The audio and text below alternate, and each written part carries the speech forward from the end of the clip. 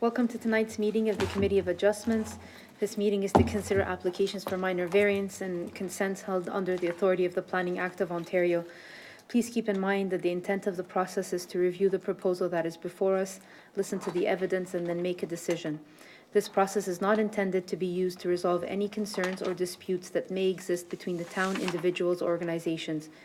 If a request for a deferral is made and the committee grants such a request, the committee, after consultation with the Secretary-Treasurer, will set a new hearing date.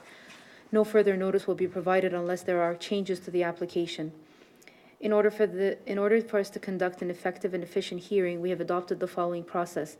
The owner or authorized agent will be given the opportunity, if so desired, to briefly explain to us the basis of the application, answer any questions that may arise out of the hearing, and a maximum of 5 minutes will be provided for the presentation.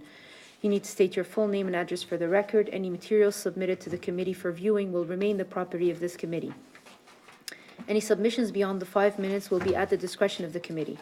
All persons attending the hearing who wish to support or oppose the application must also state their name and full address for the record, and a maximum of 5 minutes will be provided to make their presentation.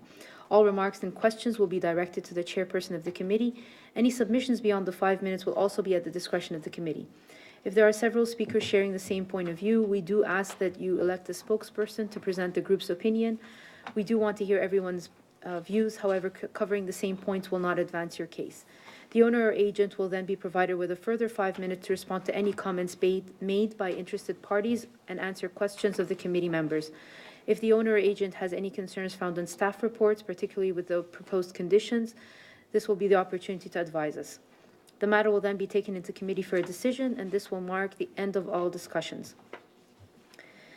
Once the committee makes an oral decision, any person desiring a copy must file with the Secretary-Treasurer at this meeting a written request for notice of the decision. A green sheet is provided for this purpose in the back of the room.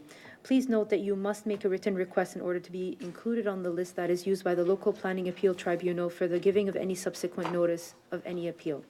Written notice of the committee's decision will be mailed no later than 10 days for minor variances and 15 days for consent applications to the owner, agent, applicant, and any other person who has filed a written request for such a notice. If you do not agree with the committee's decision, you may appeal this to the local planning appeal tribunal, and the last day to appeal the decision will be noted on the decision. If no appeal is received within the prescribed time frame, the decision of the committee becomes final and binding, and the Secretary-Treasurer will then notify the applicant through written correspondence. People attending the meeting tonight should be courteous and respectful of all members of the committee, town staff, and other people in attendance. We ask that you maintain your cellular phones on silent, if not switched off during the meeting, as they do interfere with our audio system. Tonight's meeting will also be video recorded and available for future viewing on the town's YouTube channel. Thank you. Our first, we do have one regret, Mr. Michael Talowski, for now. Any declaration of pecuniary interests? I see none. If there's anyone desiring to make a request for a deferral or withdraw an application, this will be the time to do so. Any requests for deferral or withdrawals? I see none. Thank you. Okay, so we will proceed with our first item on our agenda, and that's the consent application B19-011610 at 383 Chartwell Road and 1039 Cedar Grove Boulevard. I think we're going to ask the committee if they want to hear it all together, all like Okay. 7 applications. Sure. So committee members, we have several applications with this consent, in addition to the 4 variance applications that are attached to this application. Is everyone agreeable to listening to the entire package as a whole? Okay, very well. So we will proceed with the consent application at 383 Chartwell Road and 10039 Cedar Grove Boulevard. Good evening. Good evening, Madam Chair. Thank you. Last name Baker, first initial D, Weirfolds LLP, 1525 Cornwall Road, Suite 10. Madam Chair, you have before you an application for the merger, well, the application which will ultimately result in the creation of 3 residential lots together with 4 minor variance applications. We ask that all these matters be considered at the same time, and Madam Chair, we ask for your indulgence to exceed the 5-minute limitation period, given that we have 7 applications that we wish to speak to you about. That's fine, go ahead. Thank you, Madam Chair. I am legal counsel on the file and have spent time with the town's legal department with respect to the severance applications. It's not a particularly easy application, so just wanted to set out for you the consents. And then Mr. Capper is here as well. He's the independent planning consultant on the file. He'll take you through his land use planning opinion under both sections 5124 of the Planning Act and then section 45.1 of the Planning Act. And then, Madam Chair, I hope to be able to come back and speak to you with respect to the 1 letter of opposition that we have received in the application. I can either do that, Madam Chair, by way of reply or at the same time at the outset. I'm in your hands in that. Before we get started, though, Madam Chair, I did notice on the town's website that they had copies of letters of support, 2 letters of support, and they had a copy of a letter in opposition. There were also 2 additional letters of support that were submitted. I'm not sure if you have those. Yes, they did. We do have them in our addendums, yes. Thank you, Madam Secretary Treasurer. And with that, I will just, I have copies here if you wish, but I will leave those to the side. So I'd just like to start, Madam Chair, with respect to the severance. And if I could ask IT, thank you. And Madam Chair, members of the committee, do you have those before you? Yes. Thank you.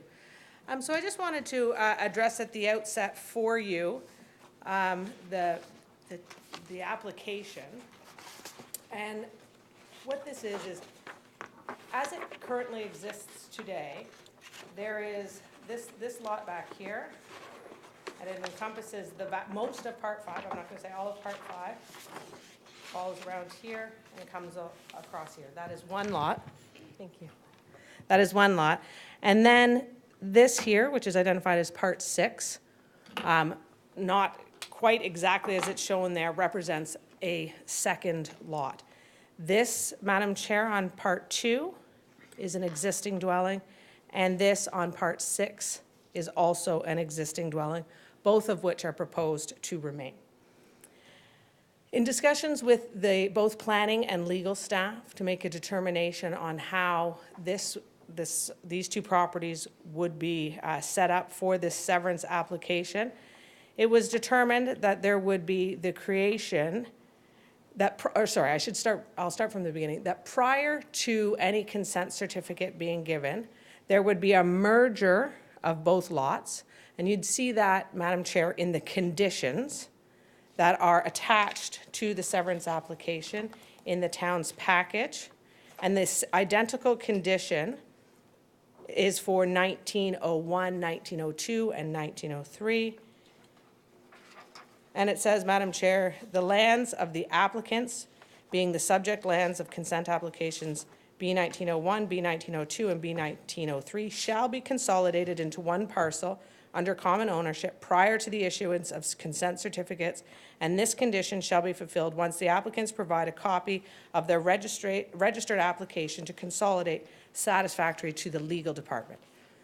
So that condition, which is acceptable to us, Madam Chair, would, prior to the consent applications, if you so approve them today, consolidate this into a single parcel, and then create Part 2, which is back here, Part 4, Part 5, and Part 6.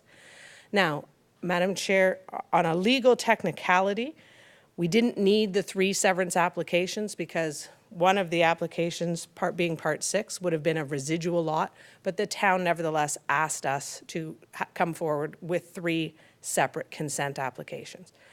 And so, Madam Chair, I just wanted to establish that for you so that you could understand where we were coming from. I will say that this application has been effectively the product of 2 years of work with the town staff, region staff, and Conservation Halton staff to ensure that all issues have been addressed.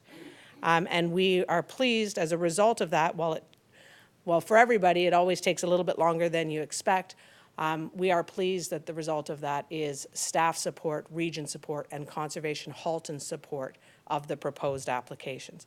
And with that, Madam Chair, I will turn it over to Mr. Capper to take you through the planning opinion on that, and then I'll come back on submissions. Ms. Baker at this time? No, okay, thank you.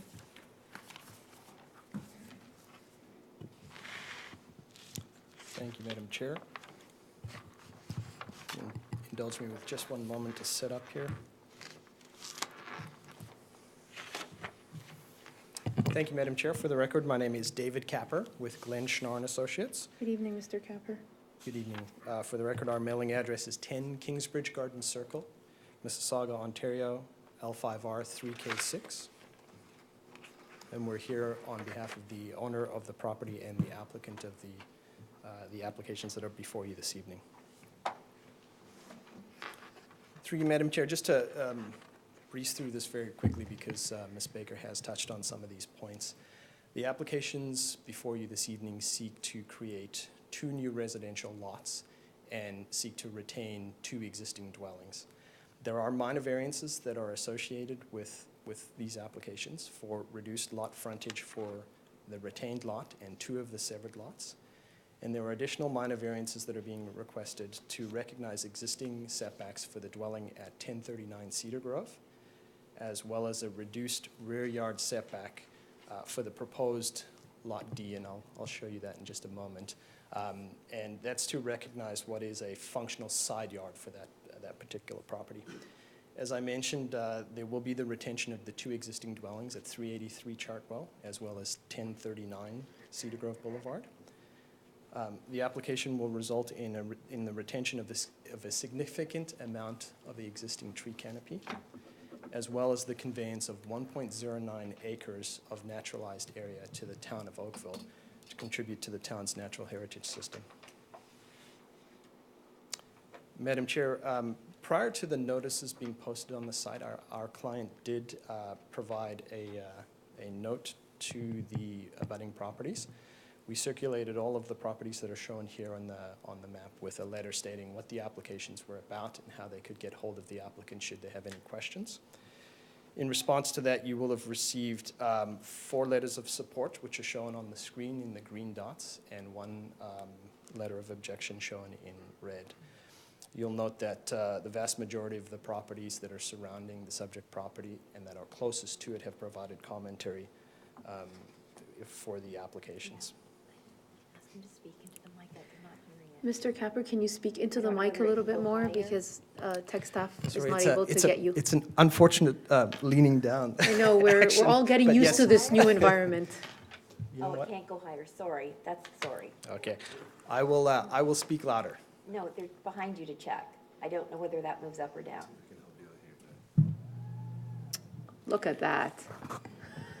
This is very fancy. Thank you very much.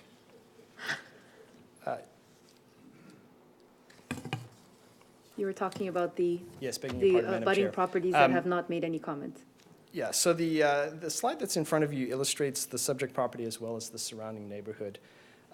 What you will notice, and shown very lightly in gray, is the town's lotting fabric. So what you will notice is that there's a diverse range of lot areas, lot frontages, and lot configurations in not only the subject property, but in the surrounding neighborhood.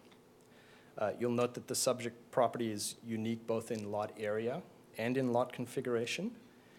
And you can tell by the air photo the significant amount of vegetation that is present on the property, both in the northern part of the property, which is part of the Lower Morrison Creek channel, as well as to the southern portion of the property where you've got the tree-lined driveway. And those are 2 very distinct features of the property that have been at the forefront of the development concept that we've developed for this application. And that is the preservation of the amount of trees that are on the property as best as possible. In terms of the existing lotting fabric, this is what you have right now. You have 383 Chartwell, which is 2.97 acres, and 1039 Cedar Grove, which is 0.26 acres.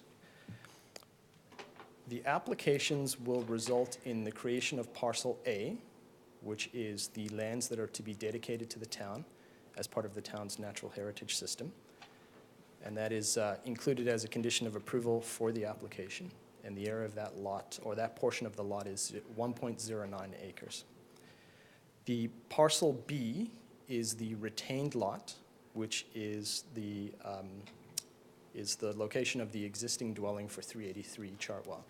There's no development that is proposed on that lot.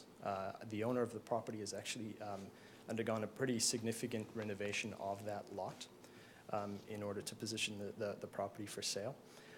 Lot C is a new lot, which is proposed to front onto Chartwell, and that has a lot area of 0.34 acres. Lot D is the second new lot that will be created, and as well it has a lot area of 0.34 acres. And then finally, Lot E is the reconfigured lot for 1039 Cedar Grove, and that is a function of an increase to the lot area beyond what currently exists. It's a little bit of an awkward lot configuration, but it's been deliberate to allow for a more reasonable frontage for both Lot D as well as Lot E in that fronting onto Cedar Grove. In terms of the variances that are before you this evening, there are 4 variances. The first is a variance that is in relation to 383 Chartwell, which is the retained lot. And that is a variance to seek a reduced lot frontage of 6.54 meters, whereas the minimum required under the zoning bylaw is 30.5 meters. 6.54 meters is the width of the driveway, the current driveway configuration, as well as an area that has been sought to preserve the trees that line either side of the driveway. The second variance is for the severed Lot C. This is the lot that fronts onto Chartwell, and it seeks a minor variance for reduced lot frontage to 26.19 meters, whereas the bylaw requires a minimum lot frontage, again, of 30.5 meters. Severed Lot D, which is one of the parcels that fronts onto Cedar Grove, has 2 variances. The first is to permit a reduced lot frontage of 16.79 meters, whereas again, it's 30.5 meters that is required. And then the second variance is to permit a minimum easterly rear yard setback of 4.2 meters. And that variance is being sought to recognize that easterly lot line functions as a side lot line and not a true rear lot line because of the pie shape of the lot. So the 4.2 meters is the parent provision for side yard setbacks, and that's what's being sought for that particular area. And I'll show you that on an illustration very shortly. Finally, the last variance is in relation to the existing property at 1039 Cedar Grove in its reconfigured shape.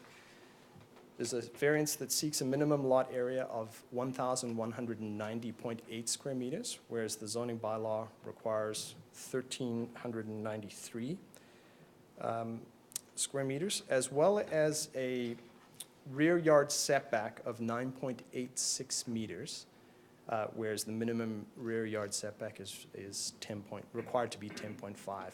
And that variance seeks to recognize the location of the existing building relative to the existing property line at its closest point. And because there is a change occurring to that rear lot line, there is a variance that is required. You will note that there is a reduced side yard for that particular dwelling. However, that is recognized as a legal non-conforming side yard. In terms of, that's a summary before you this evening with respect to the proposed lot areas, the minimum lot area required, as well as the proposed lot frontage and minimum lot frontage that is required. And then I'd like to walk you through very quickly, if I may, each of the severances that are proposed to provide you with an idea of what the building envelope building envelope would look like for that lot and what the resulting area of dwelling that could be achieved. So part 4, this is the lot that fronts onto, that is proposed to front onto Chartwell, and that is identified as lot C in that, in my earlier illustration. So there's a 10.5 meter front and rear yard setbacks, as well as 4.2 meter side yard setbacks. So the outer box shown is what we call the building envelope. The maximum lot coverage on this property is 25%, and that would permit a maximum building footprint for a one-story building of 348.5 square meters, or just over 3,700 square feet. If it was a 2-story building, that footprint would be reduced, and the maximum maximum residential floor area that could be achieved would be around 4,300 square feet. This is the existing dwelling that is located at 1039 Cedar Grove. You'll note that along the easterly lot line, the building is measured at 2.01, whereas the side yard setback is 4.20. That is a legal non-conforming setback. And then additionally, you'll see the required 10.5 meter setback, and that point where the 9.86 meter dimension is shown, that is where the variance seeks approval of that setback. And again, there is no change that's proposed to this lot as part of this application. This building has as well been or will be renovated by our client to position the property for sale, and it's intended to stay as it is. This is the part 5, which is lot D, which is the second lot that fronts onto Cedar Grove. And you'll note that my discussion with respect to the functional side yard, under the interpretation of the zoning department, this lot line as well as this lot line are the defined rear yards. So this portion of the lot, it's our opinion that it functions as a side yard, and staff did agree with us in this regard, and we sought a minor variance to recognize a 4.2 meter side yard. Well, it's defined as a rear yard, but it's effectively the side yard for the parent zone. With respect to the building that could be achieved on this, there's a maximum building footprint of 348.75 square meters, or roughly 3,700 square feet, for a 1-story building. If a 2-story building was chosen, the maximum square footage that could be achieved in a 2-story is 4,350 square feet. And again, these represent the maximum permitted under the existing parent provisions for the zoning bylaw. That's not to say that that is what will develop here, but if you're evaluating these applications in terms of the maximum that could occur, those are the numbers that could result. And then finally, this is the same slide for the existing lot at 383 Chartwell, the retained lot. Again, there is no development that is proposed for this lot. I've shown here the rear yard setback as well as the front yard setback at 10.5 meters, and then the 4.2 meters for side yard setbacks. The area hatched in gray here is an area where there is an easement in favor of the town of Oakville. This is an area that falls within the drip line for the regional forest at 10 meters. But the easement is intended to recognize that there's an existing dwelling and existing landscaping in this place, so that in place in this area, and that easement would prevent future expansion of any building or structure in the easement area. We have prepared a planning justification report that was submitted with the application. We did do an evaluation under section 5124 of the Planning Act with respect to evaluations for plans of subdivision and consent applications. I've provided the table here. I'm happy to go through it in detail if there are any questions, but I think in the interest of brevity, I'll come back to that if required. Are there any questions of Mr. Capper at this time, or any further clarification that you You would like to ask questions of planning staff? Okay. Let me canvass the room because I didn't do that when you first arrived and started your presentation. Who is here for this application and would like to speak to the committee with respect to this application? Okay, you're in opposition or in support? You're in opposition. So I'll let them speak and then we can come back. Sure. Madam Chair, sorry, I wasn't finished my presentation. Oh, you weren't, okay. I did have a few minor points, and I wanted to seek some direction. We did receive the comments provided by Ms. Bradbeer when she submitted to the town, so we have had the advantage of being able to review them. I'm happy to respond to them from a planning perspective, either now in my main presentation or following them. I don't intend to steal any thunder from them if you prefer to hear me after. There are some planning policy implications that do need to be responded to, so I'd like to reserve the right to come back. I think we'll let them speak and then you can come back and Absolutely. reply to it. And then I'll give Ms. Baker a chance as well because you're both speaking to that matter, correct? She's speaking to it from a legal perspective and then you will speak That's to it from a correct. planning perspective. So we'll do that, if that's okay. Sure. Did you have anything further to add to the presentation? I know you wanted to go through section 54. I do have some concluding remarks, Go ahead. if I may. Much time. Yes, I know. We are at Sorry, 30 minutes. 27, so, I mean, if we were giving 5 minutes per application, you pretty much have exhausted the, Very quickly in closing, Madam Chair, it's my opinion that the proposed variances, the proposed severances and by extension the proposed variances are considered to be consistent with the purpose and the intent of the Town of Oakville official plan, as well as the zoning bylaw. The applications are considered desirable for the appropriate development of the subject lands. It's my opinion that the variance application passes the 4 tests under Section 45(1) of the Planning Act. Upon approval of the minor variance application, the proposed consent will conform to all aspects of the zoning bylaw. Section 53(1) of the Planning Act grants the municipalities the power to give consent if a plan of subdivision is deemed unnecessary and for the proper and ordered development of the lands. And it's my overall opinion that the proposed development represents good planning and as such should be supported by the Town of Oakville planning staff and approved by the Committee of Adjustment. And that's my respectful request of you this evening. Thank you. thank you, Mr. Capper. Sorry, there was also a gentleman in the corner. I think he wants to speak. Okay, the gentleman in the corner who would like to speak, can you identify yourself? Because I didn't see your hand go up. Are you speaking to this application? Okay. Very well, I just needed to identify the members in the audience who would like to address the committee. Okay, so you can proceed first and then we'll give the gentleman his chance. You're speaking to for both of you or you're individually? Speaking as well.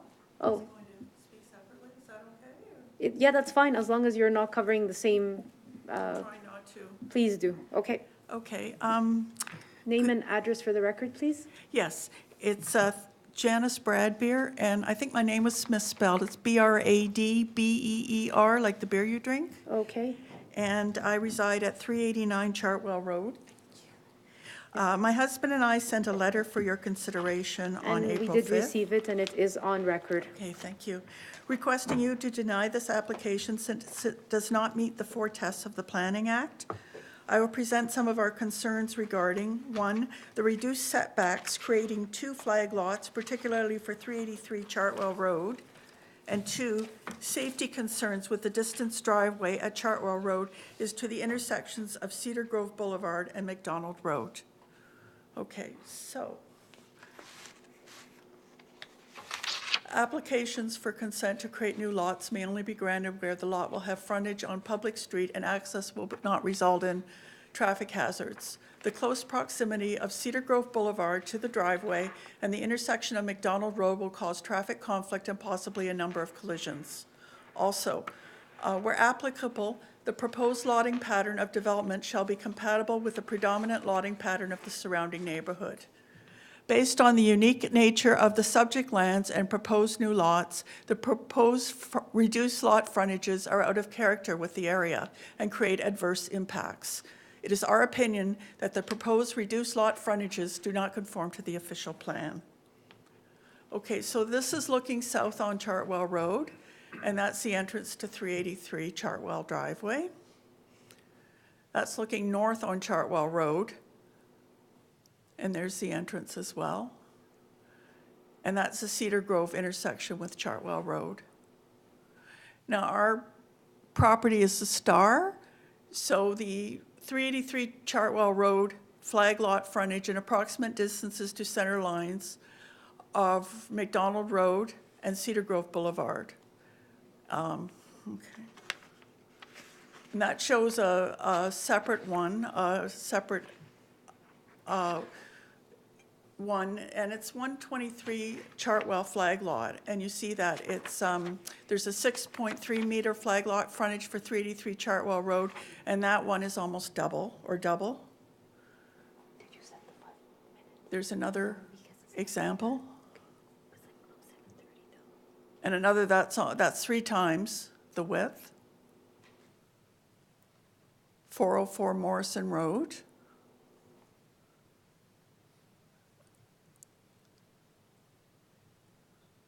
And that's an unusual configuration. That's 29.17 meters as opposed to 383, which is 6.3. Now, these three sites share the same driveway. Okay. Another example. Now, these are lake views or your back front door of those, of 41 and 29.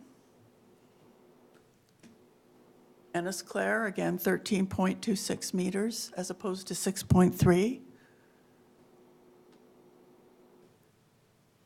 And these have a lakeview and a dock at your back front door.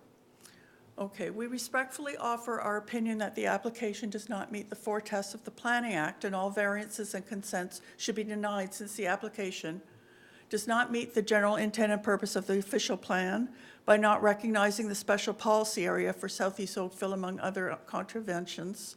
2, does not meet the general intent and purpose of the zoning bylaw because all of the lots created do not conform and would have reduced frontages and lot sizes. Number 3, is not desirable since it creates irregular lot patterns, possibly setting a precedent for further applications to allow for inconsistent lot patterns throughout the area. And number 4, is not minor because of the impact on our property and the neighborhood. Thank you for your consideration. Any questions? Do you have any questions of Ms. Brad Beer at this time? Mr. Hardcastle, go ahead.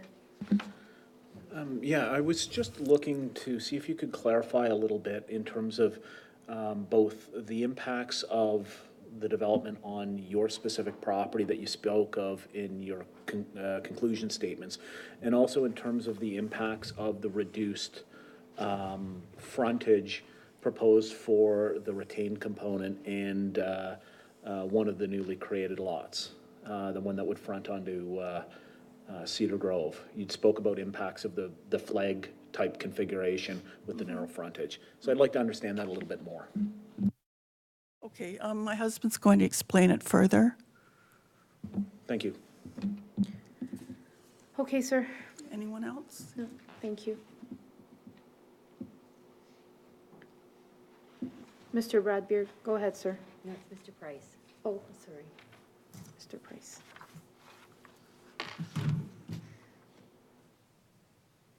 Good evening, Madam Chair, members of the committee, town staff, and members of the public. I'm Frank Price, and let me see if I can take this. Yeah. Perfect. Full screen it, and all you can do is hit down for the next slide. Okay? Excellent. Thank you very much. Sorry. So I live at 389 Chartwell, as my wife had said before, and we had sent a letter for your consideration on April the 5th, asking you to deny this application since it does not meet the 4 tests of the Planning Act. At this point, I'd like to make a full disclosure because I work for the town of Oakville, and I work in the development engineering department. I conduct conduct site plan inspections for compliance, and that's mainly commercial, institutional, and industrial sites. In my job, I have no influence over the site plan approvals or responsibilities pertaining to residential site plans or comments or conditions for the approval for this committee or council. And I believe Brandon could probably attest to that, since we haven't talked at all about this. So I would like to present some of our concerns regarding servicing, flooding, and building mass, and hopefully it'll answer Mr. Hardcastle's some of his questions on the impact to our property. So in the staff report, I noticed that the region of Halton had made comments about the inconsistencies, and there was no documentation provided regarding the existing or proposed servicing of the property. So it appears that the existing water services at 383 will be crossing property lines, and they will most likely impact the neighboring properties. So I want to stress that the decommissioning of the existing services to the retained parcel, Part 3, will have to be addressed as part of these consents, since the retained portion will not be subject to site plan approval. So new services will have to be provided to the retained parcel at Part 3, which is 383 Chartwell, that's 383 Chartwell, in order that the services do not cross property lines. Let's go that way. So I was looking at what I suppose the existing services would be at this time. And as you can see, there's an easement to the north of our property, which probably has the sewer lines. And since that part is being dedicated to the town and Conservation Halton, that would have to be decommissioned. There's also water services, gas, and hydro crossing over Part 4. So our review that I've mentioned in the letter, there could possibly be 3 options here. So that's digging a trench along the narrow tree-lined driveway that is intended to access Part 3. And this trench, in my opinion, would probably destroy a lot of the tree roots, and it will eventually kill the trees. There's also a second option where they create an easement over Part 4 or Part 5, and we know that Halton Region would not approve this type of consent when it comes to, before you. Finally, in an attempt to use our easement, as I mentioned before, it crosses hazard lands. So that is not a viable option either. And I submit to you that there isn't a viable option available to service 383 Chartwell without disrupting the trees or crossing a property line. And in my opinion, this application is premature and totally impractical. But wouldn't these issues all be handled under the site plan application process? And I would assume, I mean, it's not under our purview, but I would assume that they would be handled with severe due diligence in order for them to maintain all 4 lots that are being essentially created here. I know we're creating 2, but there's 2 existing homes, yours as well as the other one. And you don't feel confident enough that the site plan application is going to handle all that? Well, I'm particularly concerned about that flag lot. As my wife had pointed out, it is close to the intersection of Cedar Grove and McDonald Road, and then creating that long, narrow corridor. Although it is tree-lined at the moment, once the driveway is torn up to lay services, it will impact the trees. And when a building goes in beside it, that'll further impact the tree roots on the north side. I don't believe that the site plan process will go into as that detail, and as the region pointed out, it's not included. So the committee would have to make conditions. So if I go back to that, where was the region's comments? We have them here, yeah. On his- So that was in your report. Yes. I looked at the spatial separations for digging a trench. I mean, this is going a little beyond what you would be involved in, but the building code specifies that you can put services within a trench, but the minimum width would be 1 meter for the smallest size diameter sewer pipe. So I'm just sort of laying the groundwork for how this lot at 383 would be serviced and would impact the trees along the driveway. So I would estimate with the setback required from the property line, this trench would be maybe not quite in the middle of the existing driveway, but very close and possibly quite close to the existing trees.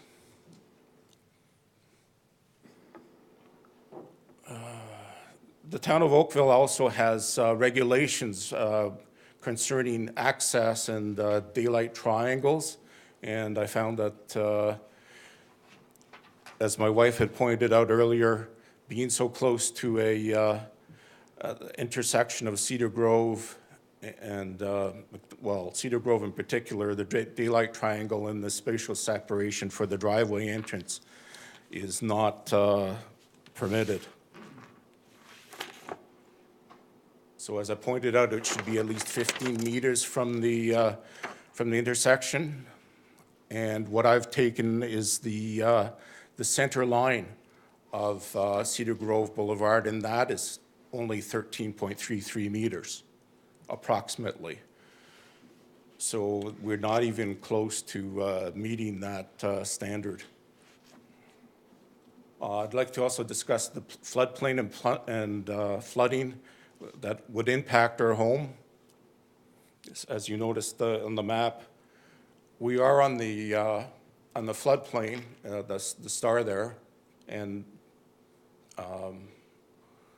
as we've put in the report, our house is on the floodplain. There's a certain geology to the area where it's varves of clay, so as water percolates into the ground, it migrates along those varves of clay, and it ends up in, well, it creates more or less an artesian well if there's enough water behind it. And as it hits our foundation, it'll fill our foundation pipe and possibly flow up over the foundation as well. So the impact of this development, I feel, contravenes Livable Oakville Section 10.107, stating that existing groundwater recharge rates shall be maintained in all developments where possible. So this is, shows some of the dangers of varved clay, and in particular the construction problems. I didn't go into detail about drainage and things, but I did provide this recommended grading drawing, so I would suggest that all the grading be directed to the south away from our property, and that no sump pumps or downspouts be just discharged on the north side toward our property. I also recommend that the direction of subsurface drainage be away from our property, either to the front, to Chartwell, or along to the back to 383 Chartwell, and away from our property and home. So Section 11.19 of the Livable Oakville establishes criteria for assessing development in all stable neighborhoods. And I want to point out in particular the built form of the development, including the scale, height, and massing, should be compatible with the surrounding neighborhood. So developments should be compatible with the setback, orientation, and separation districts distances with the surrounding neighborhood, and the proposed lotting patterns shall be compatible with the predominant lotting pattern of the surrounding neighborhood. So as Mr. Capper has pointed out, it somehow fits, but not quite. And a lot of the examples he used, as my wife was trying to point out, are not really suitable examples to use, like some being on the lakefront, some being special policy lots that have been designated under the official plan. So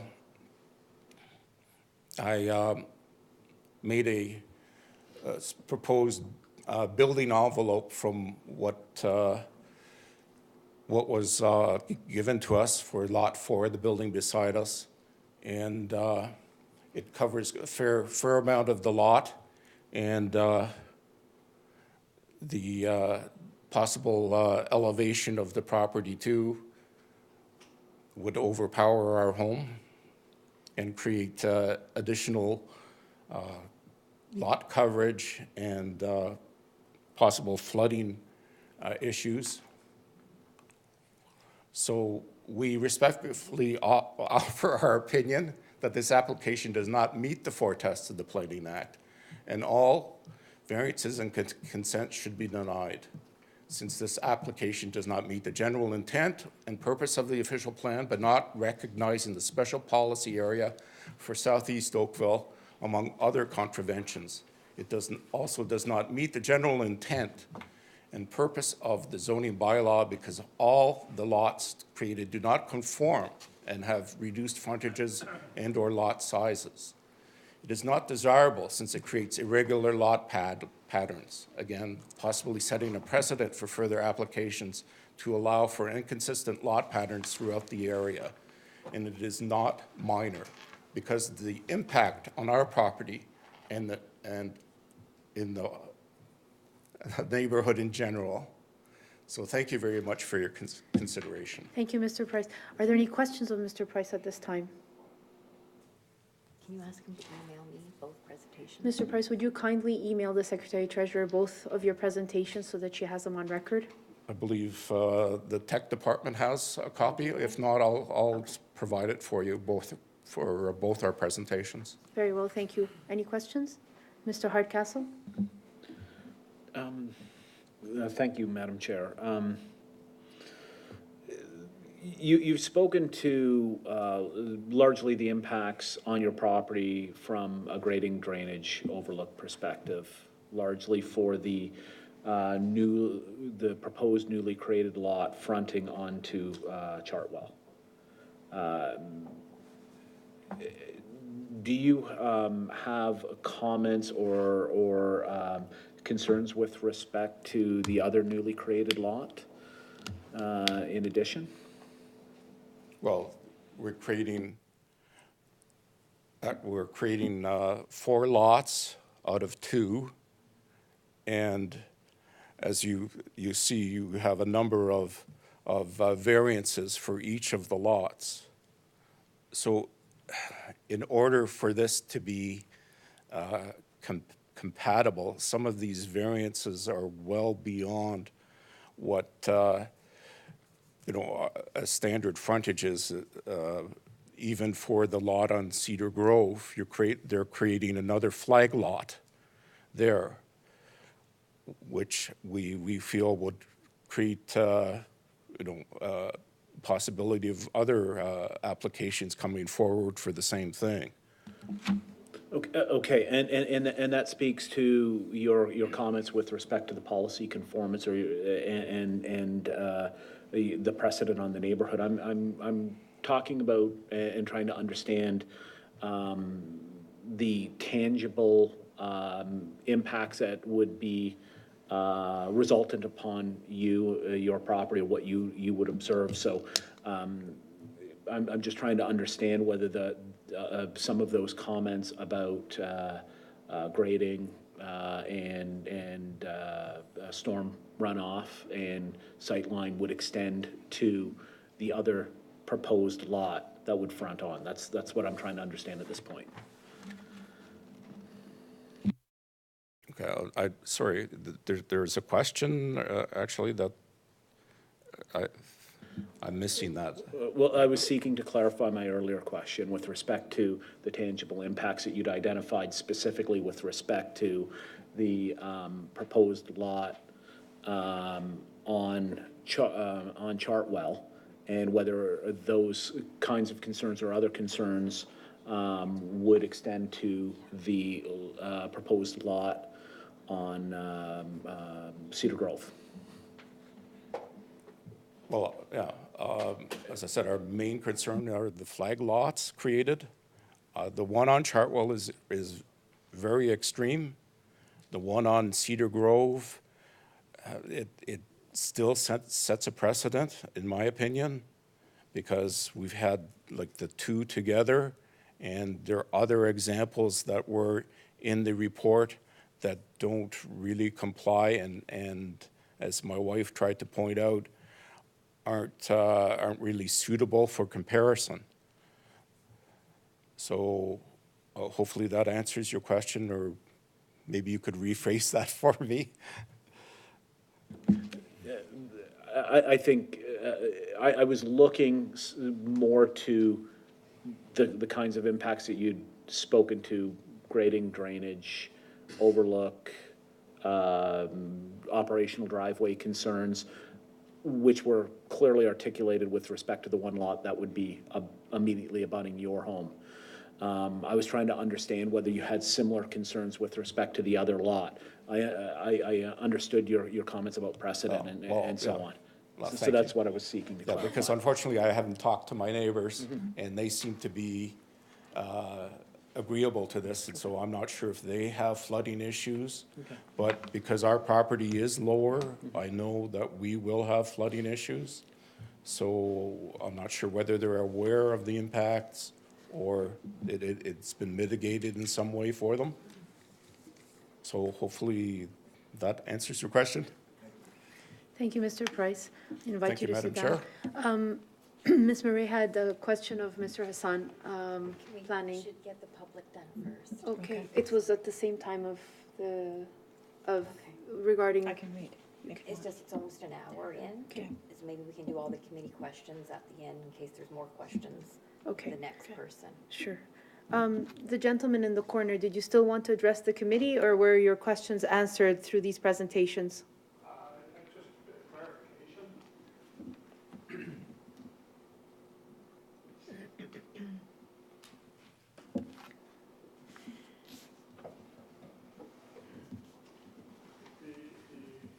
Your name and address for the record, please? Yeah, good evening, Mr. Dean, 376 Chartwell, Sorry, neighbor catch his across name. the road. Mr. Dean? Dean, 376 Chartwell? Yes. Thank you. The survey is just a topographical one, and it doesn't show any of the existing trees, which the town seems to have tried to make a priority, but it doesn't show the impact here. There's a house that was quite large, that was built on a large lot further down Oakville, down Chartwell. And after the house was built, they went and it was extensive footprint. They went and got an additional severance to build a large addition on the rear of the house again, which it became a big eyesore. Now, the way that I see this is the property that's being retained as 383, even though there's a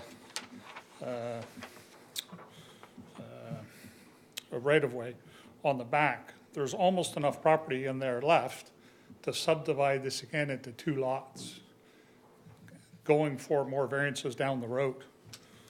Is there any way? We can get the applicant to address that and town staff as well. You know, So we will get that clarification for you. okay. But like I say, there's nothing on here, and there's nothing in the variances where that any kind of the, I believe Mr. Capper spoke to it in his presentation, the easement that is at the back of the property that would well, stop I've been a further neighbor there building. for close to 30 years, and I've never gone beyond the fence. Okay. So, I don't really know what's going on back there. I know last fall when we had a windstorm, there were a bunch of trees that did come down. So, I don't know the current status of the health of the trees and what's gonna be impacted. We'll get them to put on the actual site plan and show you the answer to your I question. know, but if we grant them severance, then they have 3 lots, and then we have to deal with the arborist report.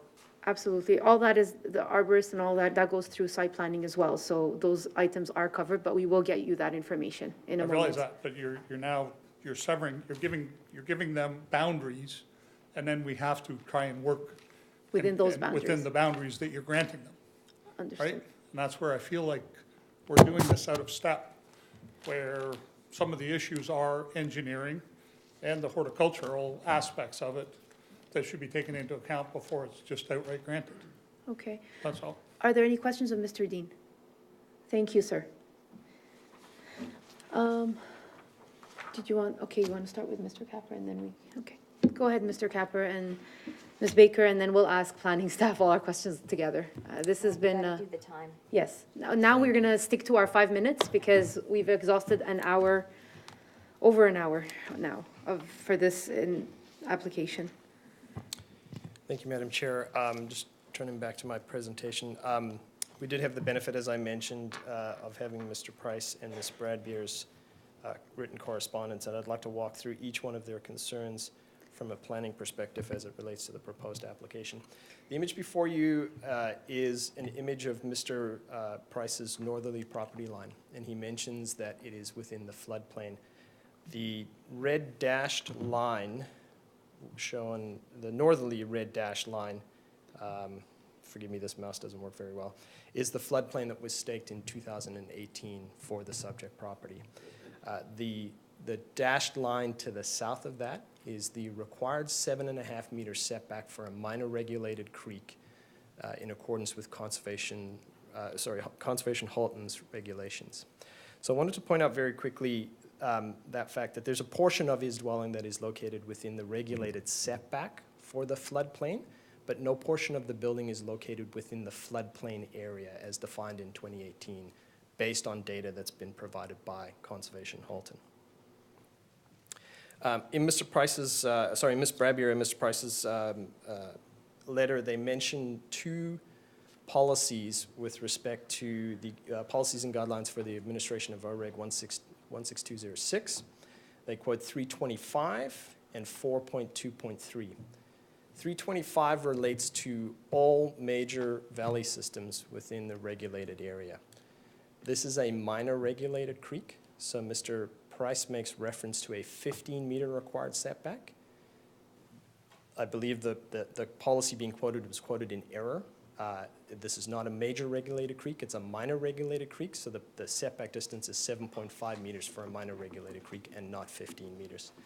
And then with respect to 4.23, you'll note again, with reference to the 15-meter setback, I've highlighted at the bottom, for minor valley systems, a lot line setback of 7.5 meters from the limit of flooding and erosion hazard limit will be recommended by the Conservation Authority, not the 15 meters that is identified in Mr. Price's correspondence. I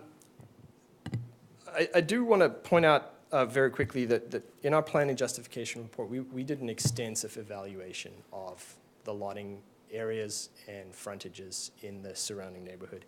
We did this in consultation with the Town of Oakville Planning Department.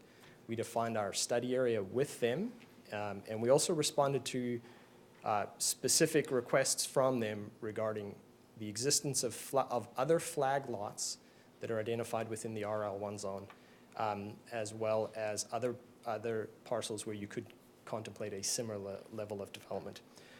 With respect to the study area, the comment that reduced lot frontages are out of character. We studied 39 properties within the study area. Of those 39 properties, 27 were below the minimum requirement of 30.5 meters, and 22 of them were below the 26.34, which is proposed for the parcel fronting onto Chartwell, which is immediately adjacent to to Mr. Price's property. So it's factually incorrect to state that this type of frontage is out of character with the surrounding neighborhood. And again, with respect to lot areas, the median within the study area is 1,294, which is well below what is proposed for all of the severances, with the exception of 1039 Cedar Grove, which is actually an increase to the lot area. Yeah, I'm actually going to turn it over to Ms. Baker because I do believe that she has more to add. I'm happy to answer more questions with respect to additional policies if there are any. Thank you. And just very quickly, we just wanted to address a number of things. And I have, there's no longer a gate for me to come forward. I do have the extracts from the Planning Act as it relates to Section 41, which of course, for those of you familiar with land use planning, that is the site plan section. In particular, I want to call your attention to two sections, 41 sub 7, paragraph 9, and thank you. I didn't know whether you could just show it on the overhead and they could read it in front of them, Oh, as opposed to have to. you know, perhaps I can. You guys are so you are so fancy ahead of me here. So there are two issues I think that were raised, and I thank Mr. Hardcastle for addressing these. So first of all, 41 sub 7 9 from the Planning Act deals with these are conditions associated with site plan approval. And of course, number 9 deals with the grading or alteration in elevation or contour of the land and the provision for the disposal of storm, surface, and wastewater from the land and from any buildings or structures thereon. And Madam Chair, I submit to you that this provision in the Planning Act is the reason why the region supports this application, notwithstanding some of the servicing issues that'll still be determined, because it is in the normal course that servicing is dealt with through the site plan application. I also want to advise to you that notwithstanding some of the information that you have heard, there is no decommissioning of services within the easement. The gas line exists, and it was directionally bored down the existing driveway. And there will be no trench dug. Any other services will be directionally bored.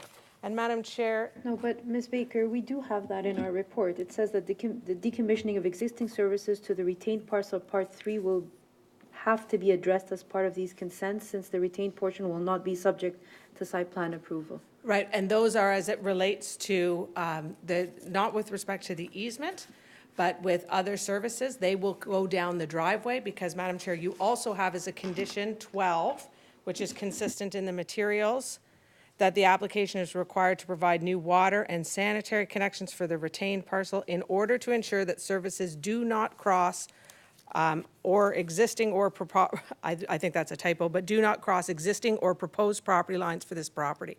So this is a common condition for severance applications with the region of Halton, and is one that is satisfied through the condition process.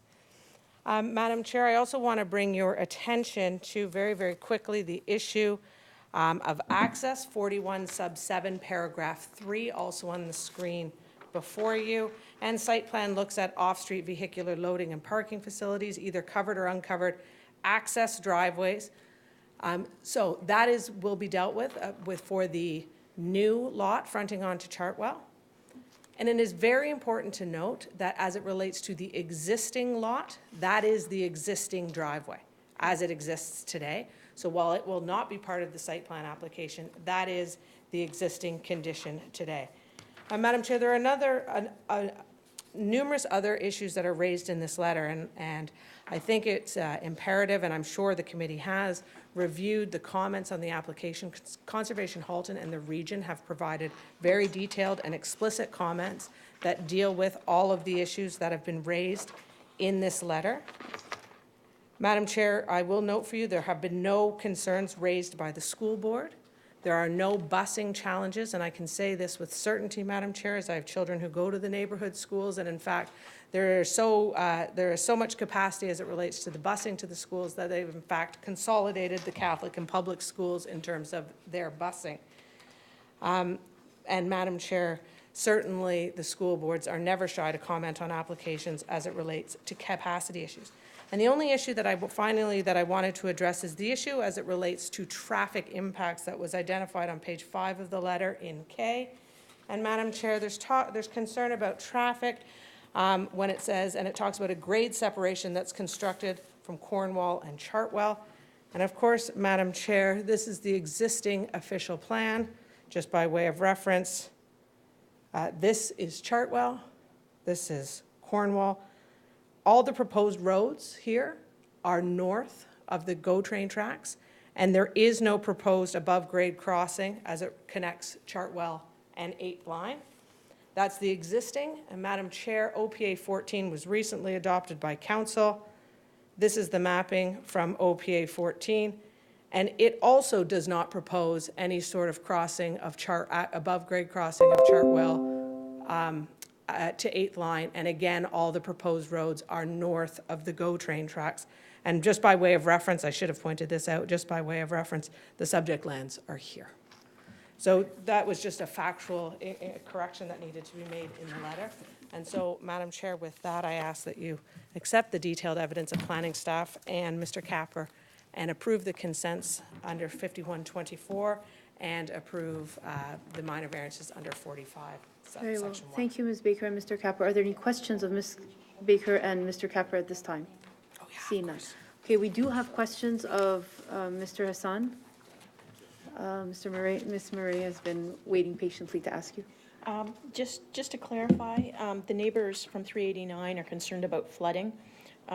It's safe to assume that the site plan application process will deal with this, yes? Yeah, through you, Madam Chair, that is correct. And through conditions. Through Madam Chair, as noted in the notes of the condition, the severed and retained lands would be subject to site plan control applications for any future proposed development. Thank you. Any other questions of planning staff at this time?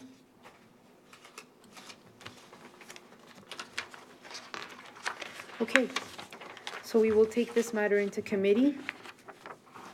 It's been a long process, but happy to entertain a motion. I'll give you a minute.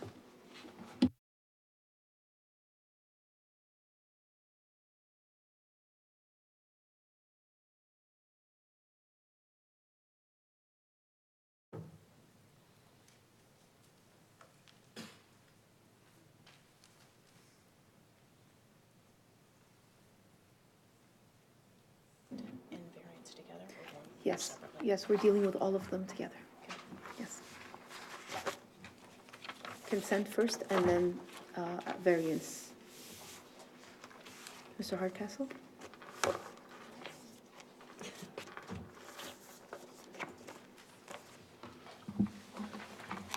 Thank you, Madam Chair.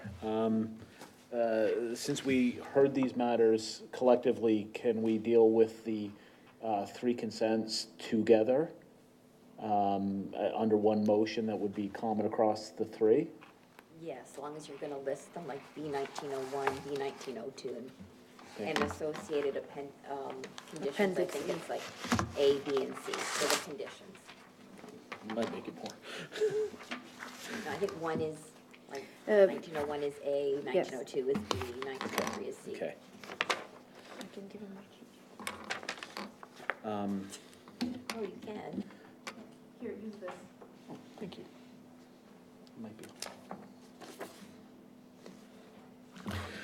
Thank you, Madam Chair. Madam Secretary Treasurer.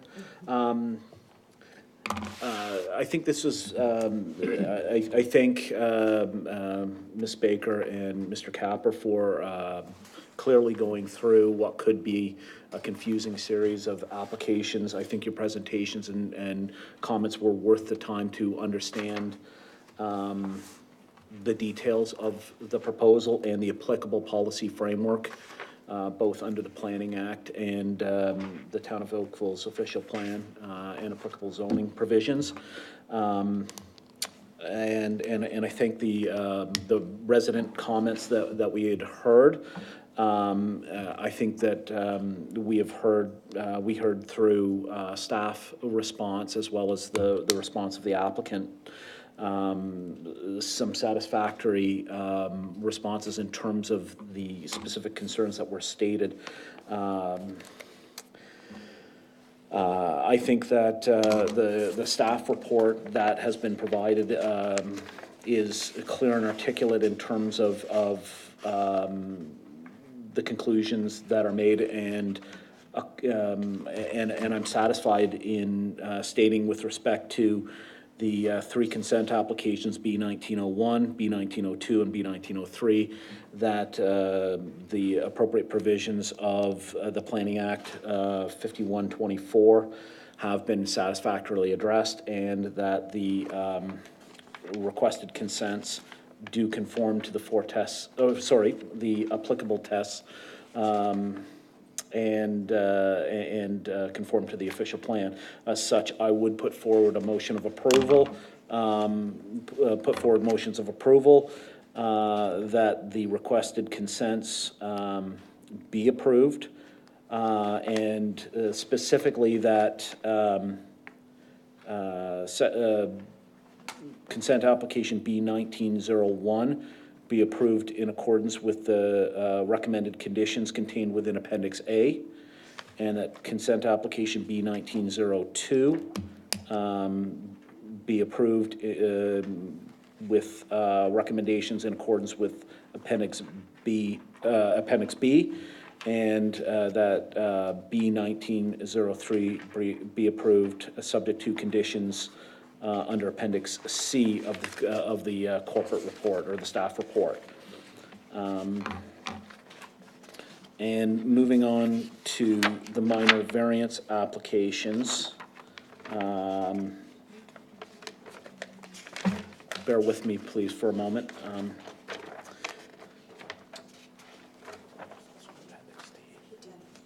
What have I missed? In the next page, Mr. Hardcastle, just flip the paper that I gave you to the next page.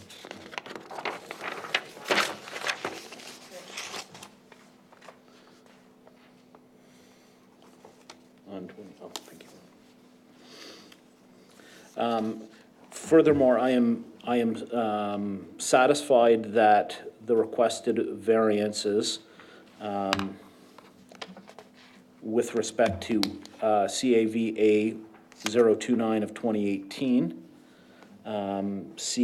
with respect to CAVA 030 of 2019, and CAVA 031 of 2019 conform to the four tests of the Act, that the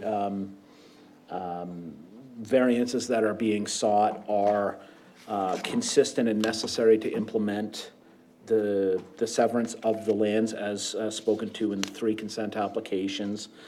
And as such, I would put forward the motion of approval for those three variance applications. Four.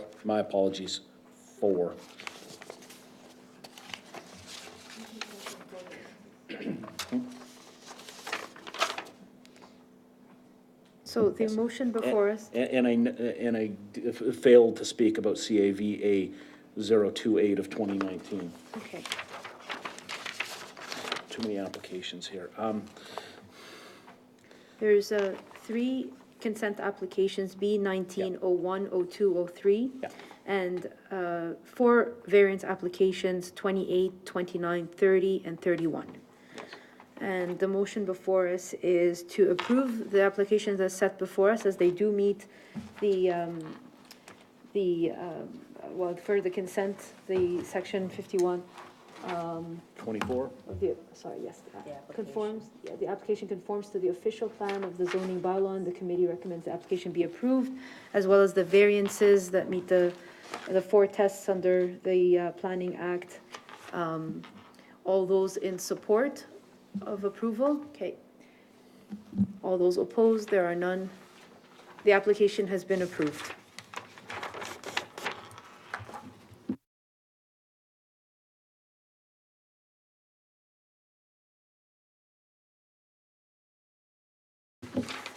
All right, thank you for everyone who's patient enough in the audience to remain through this application. It has been a bigger than usual application.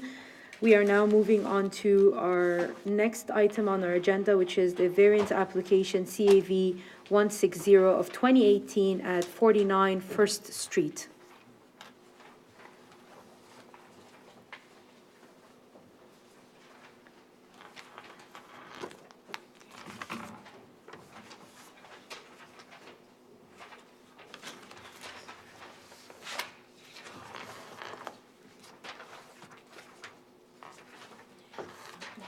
Good evening. Your name and address for the record, please. No, the desk moves up and down. It's not on. There's something wrong with it. It's not on. It's right behind you.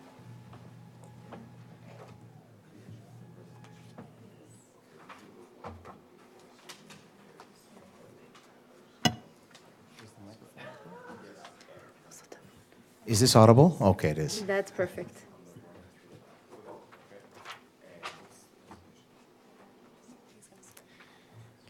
Good evening, Madam Chair, members of the committee. My name is Daniel Artinozi, and I'm here on behalf of the owners and the applicants in this matter, Mr. Mario Botello and Ms. Kathy Jankos.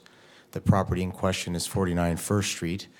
My address is listed on the application form, but for the record, it's, I think Ms. McCray is signaling that it's not necessary. She's got it. She's got it. Mr. Artinoz, just give me a second to canvass the room. Sure. Who is here for application CAV 160 of 2018 at 49 First Street? Anybody here in opposition or support? I see none. Okay. Madam Chair, I have a question. Yep.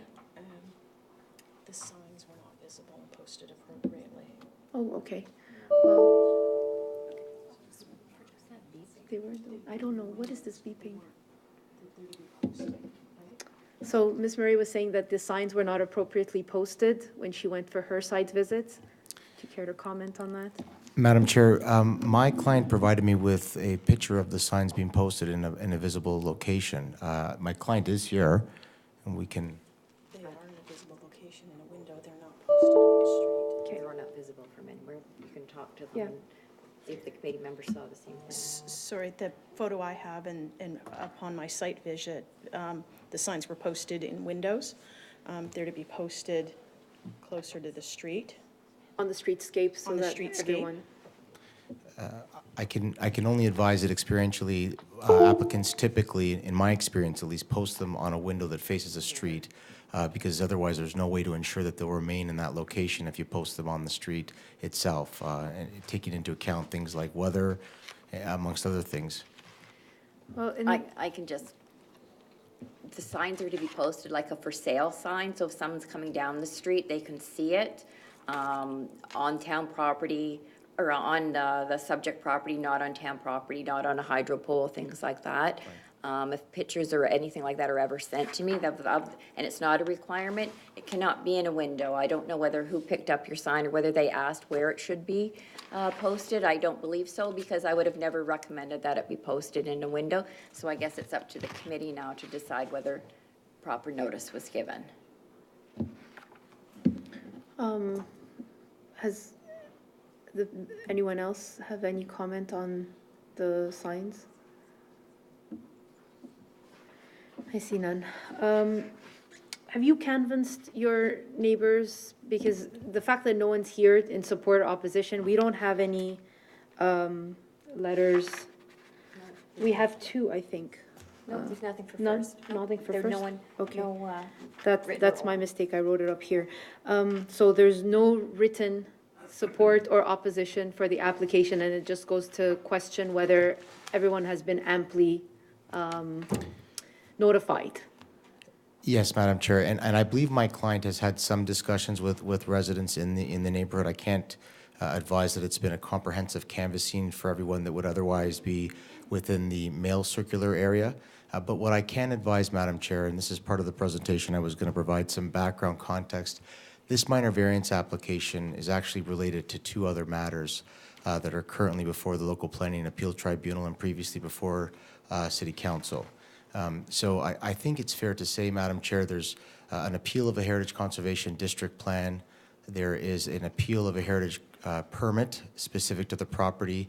This matter has been the subject of a highly iterative process with city planning staff, and to my knowledge, there has not been any opposition with respect to the subject proposal advanced in any of those other related matters. I can't speak more to it than that. I would make the submission that there has been ample notice that the signs are located in a visible location from the streetscape, and I would implore or ask the committee to continue with the hearing, as this is related to other procedural matters, as I said, that are before the Local Planning Appeal Tribunal. Okay, can I have a show of hands if you are prepared to hear the presentation and deal with the application before us, or would you prefer to defer it? A show of hands to hear the application. Okay, so we will proceed. Go ahead, sir. Thank you, Madam Chair. And again, just as I said, this is a matter that's related to two other planning matters, so to speak. One involves a Heritage Conservation District Plan appeal. That's before the Local Planning Appeal Tribunal. And that, Madam Chair, members of the committee, was appealed approximately 3 years ago. And there have been a number of ongoing discussions between our client, its consultants, and city planning staff, as well as heritage staff. There is also the site-specific heritage permit application that was submitted, and it was initially submitted based on a different design proposal that was not accepted by the city, and that was the town, and that was ultimately also appealed to the Local Planning Appeal Tribunal. The minor variance application was submitted in an effort to achieve a global settlement of those two other appeals.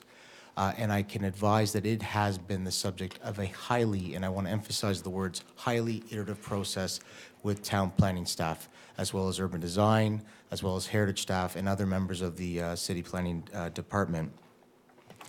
The applicant at an early stage in this process engaged a well-respected and award-winning architectural firm that specializes in heritage architecture, and that's ERA Architects. And I can advise, Madam Chair, members of the committee, that the design choices employed and advanced through this minor variance application have been deliberate. They've been the subject of several discussions back and forth with city and planning staff, and they've been advanced in response to comments received.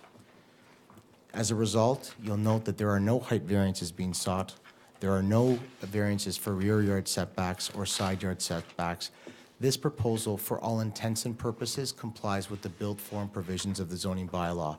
You'll hear from the architect in a moment because I think she's best suited to speak to the design choices, but the one variance from front yard setback I would put forth as a technical variance. It's to legalize a historical condition for a front yard porch. There is also a lot coverage variance. That is partly technical because it's dealing with the front yard porch as well as a rear yard veranda. But it's also being sought because we're trying to maintain one of two 1.5-story dwellings within the Heritage Conservation District. And in order to maintain that, it places some limitations on built form options to achieve what we submit is a reasonable living space for a growing family. We've reviewed the staff report. We fully support the recommendations. Our client agrees to the conditions that are being sought by city planning staff, and we adopt the conclusions in the staff report that the proposal satisfies all 4 tests under Section 45 of the Planning Act. So that really was the intention of my brief presentation, to provide some background context. I'm going to hand the microphone over to Ms. Ludman, who is the project architect, but before I do, if there's any questions that I can respond to as it deals with process and the background that gave rise to these applications, I'd be happy to do so. Are there any questions of Mr. Artenosi at this time? Mr. Hardcastle, go ahead, sir.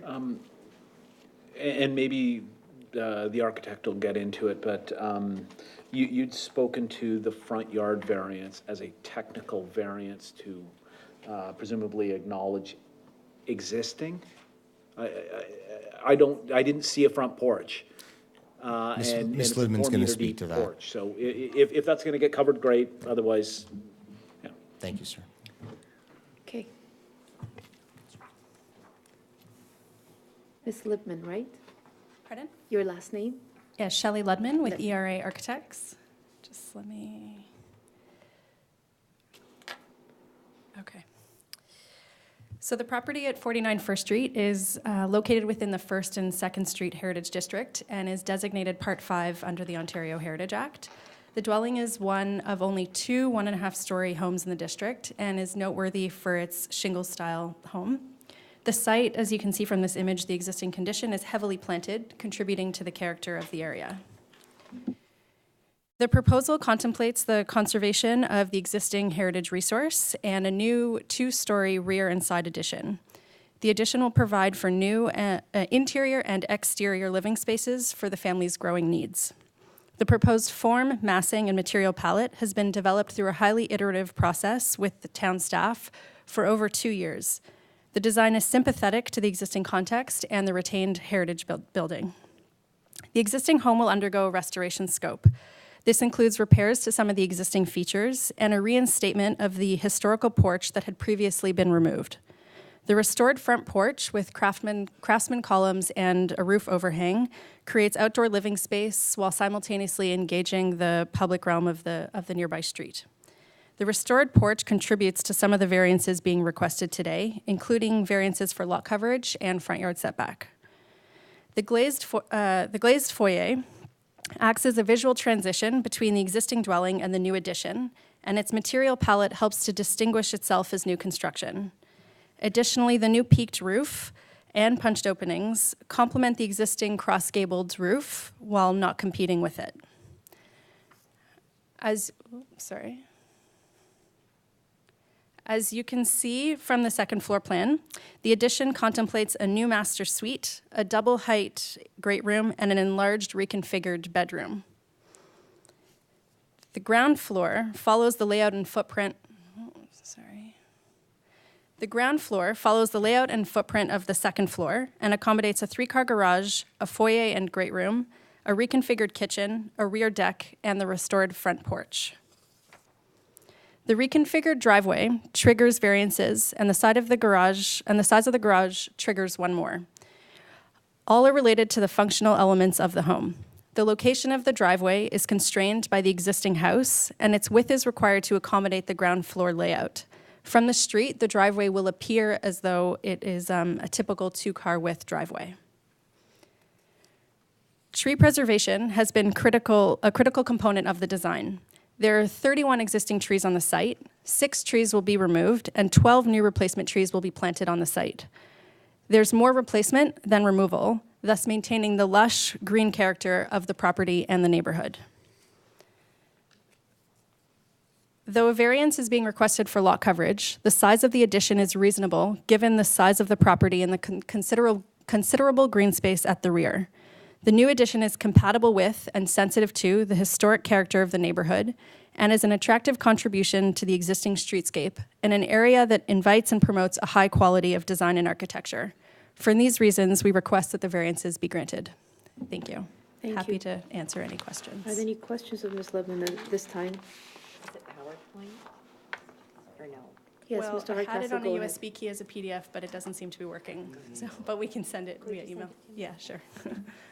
Mr. Hardcastle, go ahead. Thank you, Madam Chair. I have more questions about the porch. Go ahead.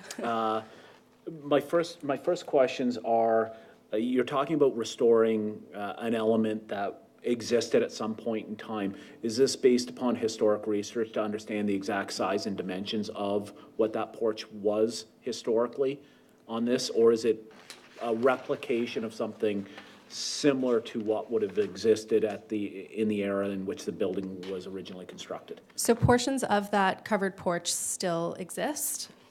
This area right here still exists, and so we'd be replicating what's there right now to wrap around the front elevation. So its depth would be consistent with what's existing on the north side of the building? Yes, exactly. The depth, the slope of the roof, the finishes and materials. Okay. So, and I'm going to ask this question of you, and if you're not able to answer it, I'll reserve it over to staff. Is the zero setback based upon the location of the uprights of the porch? And as a second part of that question, does the roof project beyond the uprights of the porch? My looking at the elevation indicates that the roof projects beyond the porch supports. And I'm getting to, is there an actual encroachment into the right-of-way?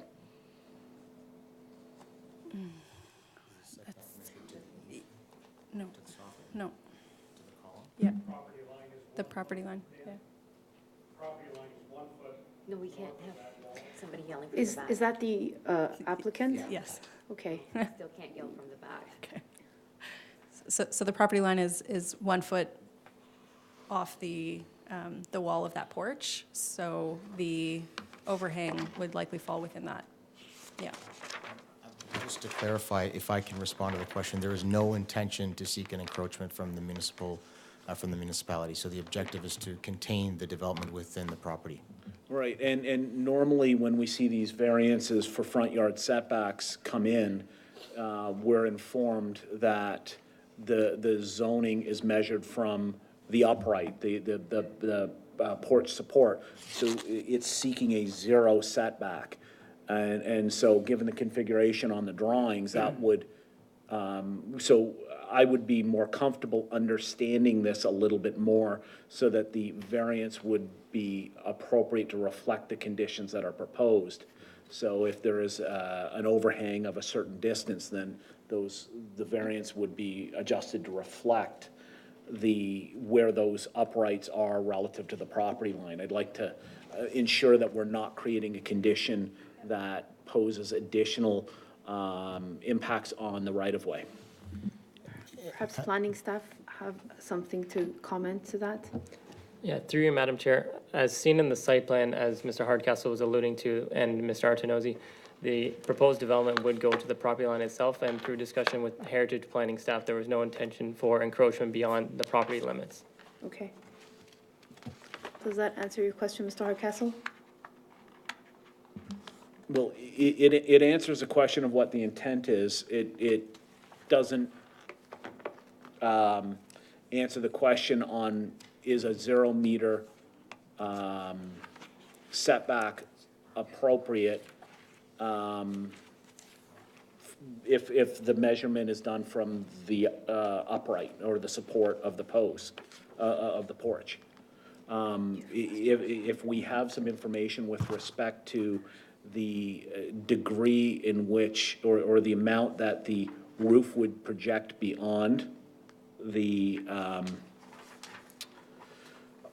support, that would assist me in having some comfort in terms of this specific issue. Yeah, our proposed roof plan notes that the edge of the roof sits right at the property line, not encroaching the property line. So, do you have information that says how deep that eave is from the support to the edge of the roof? Not on me at the moment. Madam Chair, if I may just also respond to that. You'll note that one of the conditions being sought from town staff is that this proposal be subject to site plan, which our client agrees to. So to the extent that further details that are more technical in nature like that need to be addressed on plans with greater amount of detail, they will be through the site plan process. So I think my respectful submission, the plans and certainly the conditions and the variances are intended to reflect what's being shown on the roof plan, which is that the 0 setback would be measured to the eave. So by implication, the columns would be set back further from the property line than the eave itself. Because as Member Hardcastle correctly points out, there is an overhang from the columns. And one of the conditions does include the elevation drawing, so I'm satisfied with that. Ms. Murray had a question as well. I do have a question. It's with regards, I see you've indicated that the front porch is being restored. So is it the side porch to the entranceway that is restored and the front is new, or the front is also part of the restoration? So the portion right here on the side exists currently, Yes. and if there's any restoration work to the stone or the woodwork that has to happen, that will happen, conservation work. And then this portion at the front of the house is new. So that's not part of the old building of the house? That's, okay. Well, it originally was, and it's no longer there, and Okay, so that's what we're I'm trying to- reinstating it. Understood. Yes. Okay, thank you. Any other questions before we take this matter into committee? You did mention that you were satisfied with the conditions that staff had stipulated, so we'll read them on record, but I just want your confirmation on that before we take the matter into committee. Okay, who is ready to move a motion? Madam Chair, Mr. Flemington, go ahead, sir. Thank you. having conducted my site visit and having reviewed the applicant's written submission, as well as the town's written staff report, which I do note was in support of, also having taken into account the comments presented by the applicant this evening, noting that there were no written or oral objections or support from the public, I am prepared to move a motion in support of the application as applied for, finding that it meets all 4 tests under the Planning Act, and that it's subject to the conditions that the proposal be constructed in general accordance with the site plan and elevations as submitted. Sorry, right here. You want to read them from here? Yeah, I got them, okay. Sorry, the following conditions, that the applicant receive a heritage permit from the Director of Planning Services prior to construction, that the applicant apply for and receive site plan approval under Section 41 of the Planning Act, that the addition be built in general accordance with the approved site plan submission and elevation drawings, and that the applicant enter into an agreement with the town pursuant to Section 45 9.1 of the Planning Act in regards to the timing of construction and final site plan approval to the satisfaction of the Director of Planning and the town solicitor. Okay. Is there a discussion on this recommendation? I see none. All those in support? Okay. The application has been approved. Thank you.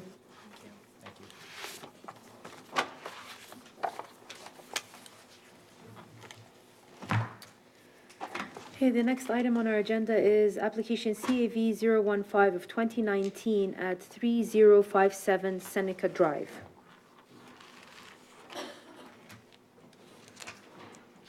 Seneca Drive.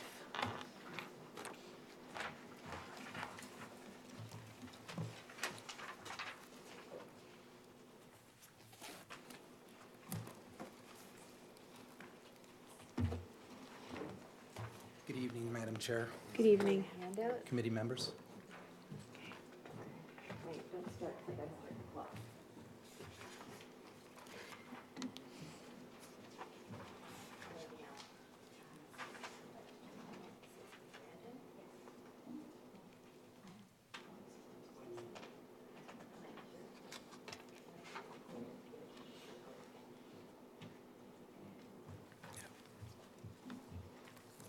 Yes.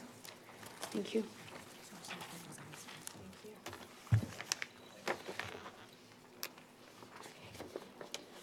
So, name and address for the record, please. Hi, my name is Valhak Salmaslian, and this is my wife Natalie. We're the property owners of 3057 Seneca Drive and the applicants. Okay, perfect. Give me a moment to canvass the room. Who is here in attendance for application CAV 015 of 2019 at 3057 Seneca Drive? Okay. Opposition or support? Opposition. Support. Would, you obviously would like to address the committee as opposed. Do you want to address the committee as a support as well? Okay. So we'll have you do your presentation, and then we'll give the members of the audience a chance to speak as well. Okay, thank you. Okay. Our neighborhood is architecturally very eclectic with wide-ranging styles from clapboard original to the area, stone and log homes and everything in between. Construction has ranged over the decades, so styles are representative of the time periods. Overall, our home fits into the unique nature of architectural styles. There is roughly, but not limited to, 13 homes in our area that have separate garages from the main home. Those would include 3054, 3060, 3065, 3073, 3128 Seneca Drive, 15 Timber Lane, 36 West River Street, 92875 West Street, and 1517 and 34 Mississauga Street. See Appendix 1, please. Furthermore, there are a number of homes with large garage projections to the street, and those would include 3066 and 3128 Seneca Drive, 9 and 28 West Street, 15, 17, 88, and 92 Mississauga Street, 78 West River Street, 11 and 26 Harborside Court. See Appendix 2, please. Our original drawings and application were approved April 23, 2014, under the old building bylaw 1984-063, previous to the current bylaw in effect. The approved drawings depicted a double-car garage measuring 22 foot 4 inches wide by 21 foot 8 inches long. The garage also had a breezeway attachment on the west side of the house. It consisted of a wall that was to be 1 foot wide and 8 foot 8 inches long, with a roof line that was 4 foot 2 inches wide by 8 foot 8 inches long. See Appendix 3. As our construction progressed, our attitudes and desires changed as the home became more tangible. We felt the overall scope and mass of the garage overpowered the design of the home and negatively impacted the streetscape. Furthermore, safety became a concern from a sightline perspective, for our young child, when playing out in front of the home, would not be able to be seen from our house. It allowed improved sightlines from every angle of the home to the street. So we objectively decided to scale down the size of the garage, reducing our approved 2-car garage down to 1.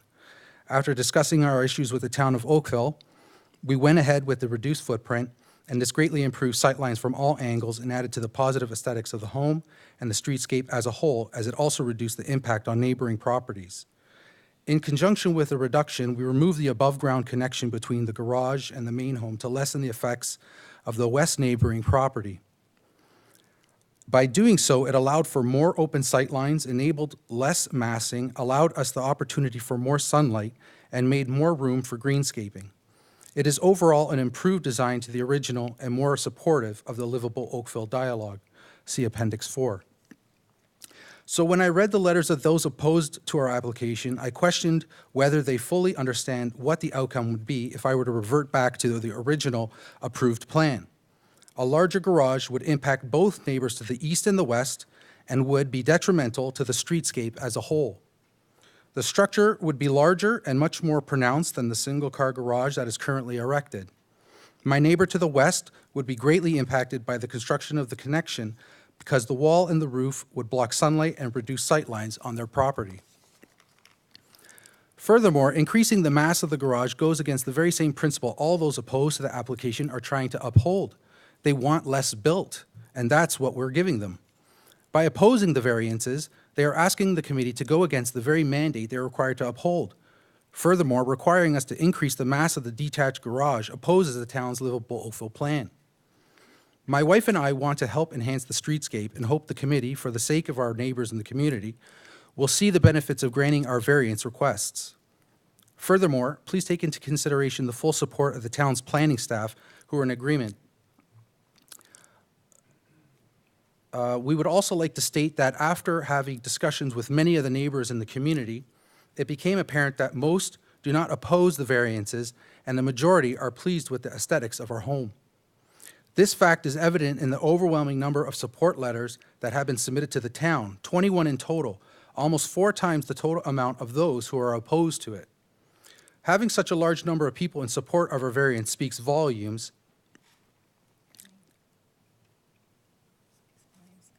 coming from such a small community. Furthermore, we must mention that out of the small number of people who were initially opposing the variance, some were quite surprised to learn the full version of the application once explained to them in more detail. These few were led to believe otherwise by a neighbor who was pushing her own agenda rather than objectively viewing what would be best for the neighborhood. We have, in fact, had one of those objecting to the application retract their objections and sign in favor of our variance request. Their letter is submitted along with the other supports on file. In conclusion, if the committee denies the application, we are forced to negatively impact our community by building an unnecessary larger detached garage and breezeway. By not approving our variances, it will go against the livable Oakville objective, resulting in a bigger garage and more massing, less room for greenscaping, and far less open sightlines, which nobody in our neighborhood wants to see. Thank you very much, Madam Chair. Thank you, Mr. Smas. Are there any questions at this time? Yes. Okay, Ms. Murray, go ahead. Why is a variance sought after the construction is completed? Once we built the house, we didn't do the connection for the garage. Yes. And we were issued a notice to comply because it didn't match the building plans. So we've had to come to committee to ask for the variances. But you went ahead and built it anyways.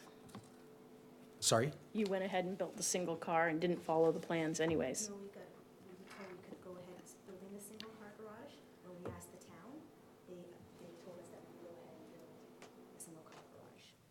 We're gonna get a variance to build smaller, they told us. But because it didn't comply, you'd still have to go through the process of applying for a variance. Yes, that's why we're here, Madam Chair. Okay. Mr. Hardcastle, you had a question? I don't know whether Judy's satisfied with the answer. Oh, Yeah, yeah. did I interrupt you? I apologize. No, it's okay. My question's along the same lines. You did or did not receive a building permit for the modification? So you modified the size of the garage and chose not to construct the breezeway. Was a modified or revised building permit issued for that? I'm taking it not? No. Given that okay. When we asked the town, they said as long as we were building it smaller to the approved two-car garage. Because it's all recorded. Oh, sorry.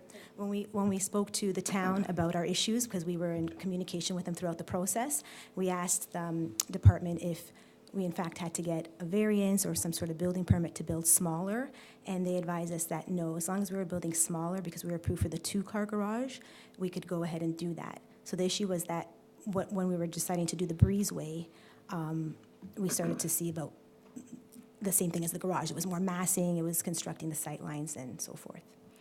Okay. And the notice to comply was issued probably upon one of your late inspections on the building permit? No, the notice was to comply after we received occupancy. Oh, really? Okay. Yeah, our inspector knew that we were going to go and apply for a variance. Like, we were in communication with him as well. Okay. At no time did the town come to us and say, you have to stop, what's going on? Yeah. So we continued, and we actually had occupancy. So you actually obtained an occupancy Yes, we permit? did. Yeah. Okay, excellent. Okay, thank you. Okay. I'm seeing the technical staff, they're having trouble. Oh, Oh, sorry. I moved the microphone, sorry. Okay. Any further questions or clarifications? Okay, I'll invite you to sit down. We'll hear the opposing neighbors, and then we'll have you respond to their concerns and the support. Okay, who would like to come first? Good evening. Name and address for the record, please. Lorraine Quast, 3061 Seneca Drive. Sorry, Clost? Quast, Q-U-A-S-T. Okay, Clost. Go ahead, ma'am. As I see it, the Committee of Adjustment is the decision maker for minor variance applications, typically construction projects that haven't yet started or certainly have not been completed. The purpose is to allow property owners to engage in a process that allows consideration of building permits where their construction plans do not comply with existing bylaws. It's surely not the purpose to somehow forgive property owners who have already completed construction and willfully defied the bylaws and their building permits. Indeed, there would be nothing about that process that would support or encourage good planning. The variances that have been requested are certainly not minor. They are very substantial. They are also quite simply an attempt to bring into compliance a project that is already complete, which was in contravention of the bylaws and now subject of a legal dispute initiated by the town against the property owner after the town ordered the applicant to build the garage according to his permit.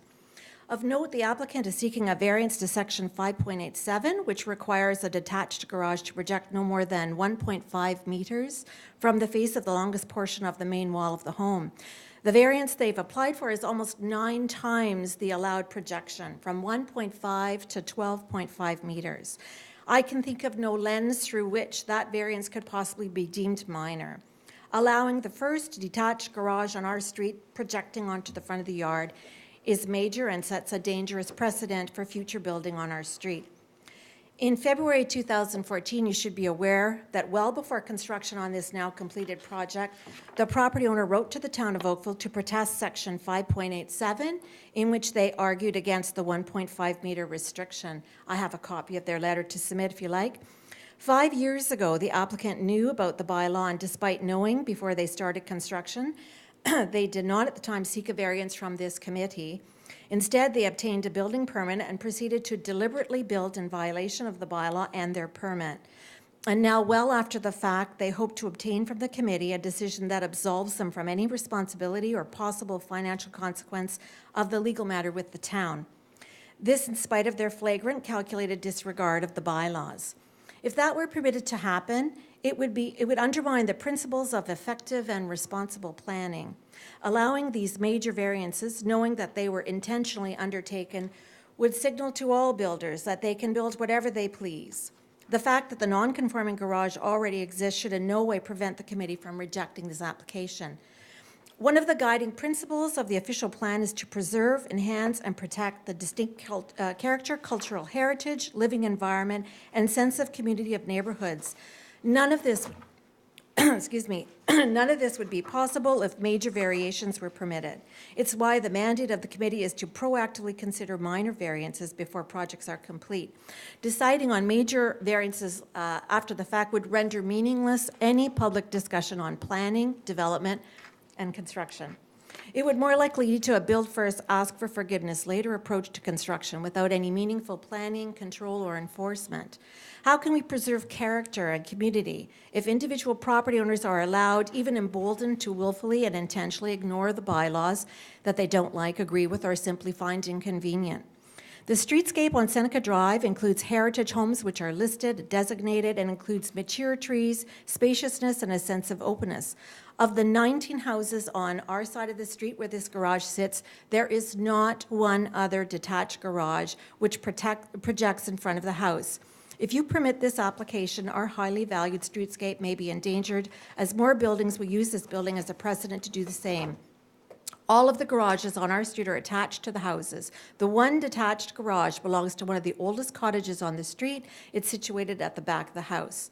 Based on the number of objections you've received from our own discussions with the neighbors, the community on Seneca Drive does not wish to have their streetscape ruined by large detached garages on their front lawns.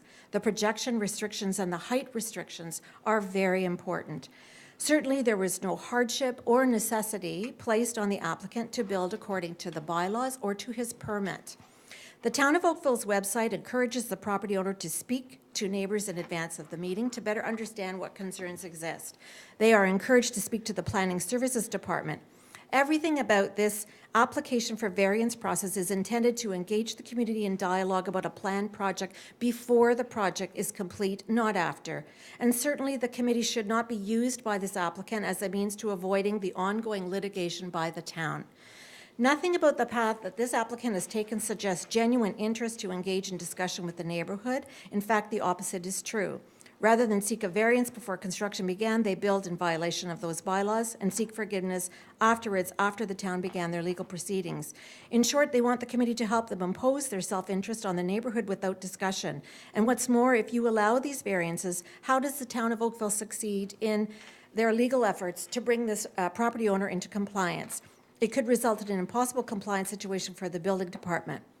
Seneca Drive is a heritage district with a rich variety of buildings on the street, and we ask that you respect the character of the street. As over the decades, our neighborhood has fought to preserve and maintain that character. Setbacks, heights, and width restrictions and other bylaws are the means by which we can preserve our streetscape. The property's owners' requested variances do not pass any of the 4 tests the committee applies when considering approval of a variance. Nothing about these requested variances is minor. They are in and of themselves extremely substantial, intentional, and calculated. Ms. Guast, you're over your time limit by 2 minutes. Do you have a little bit more to go, or? I was just going to say, if they were allowed, if allowed, they have an equally substantial and negative impact on the very purpose and integrity of the Planning Act, the town's official plan, and the public participation and dialogue the committee is intended to facilitate before projects are completed. Okay.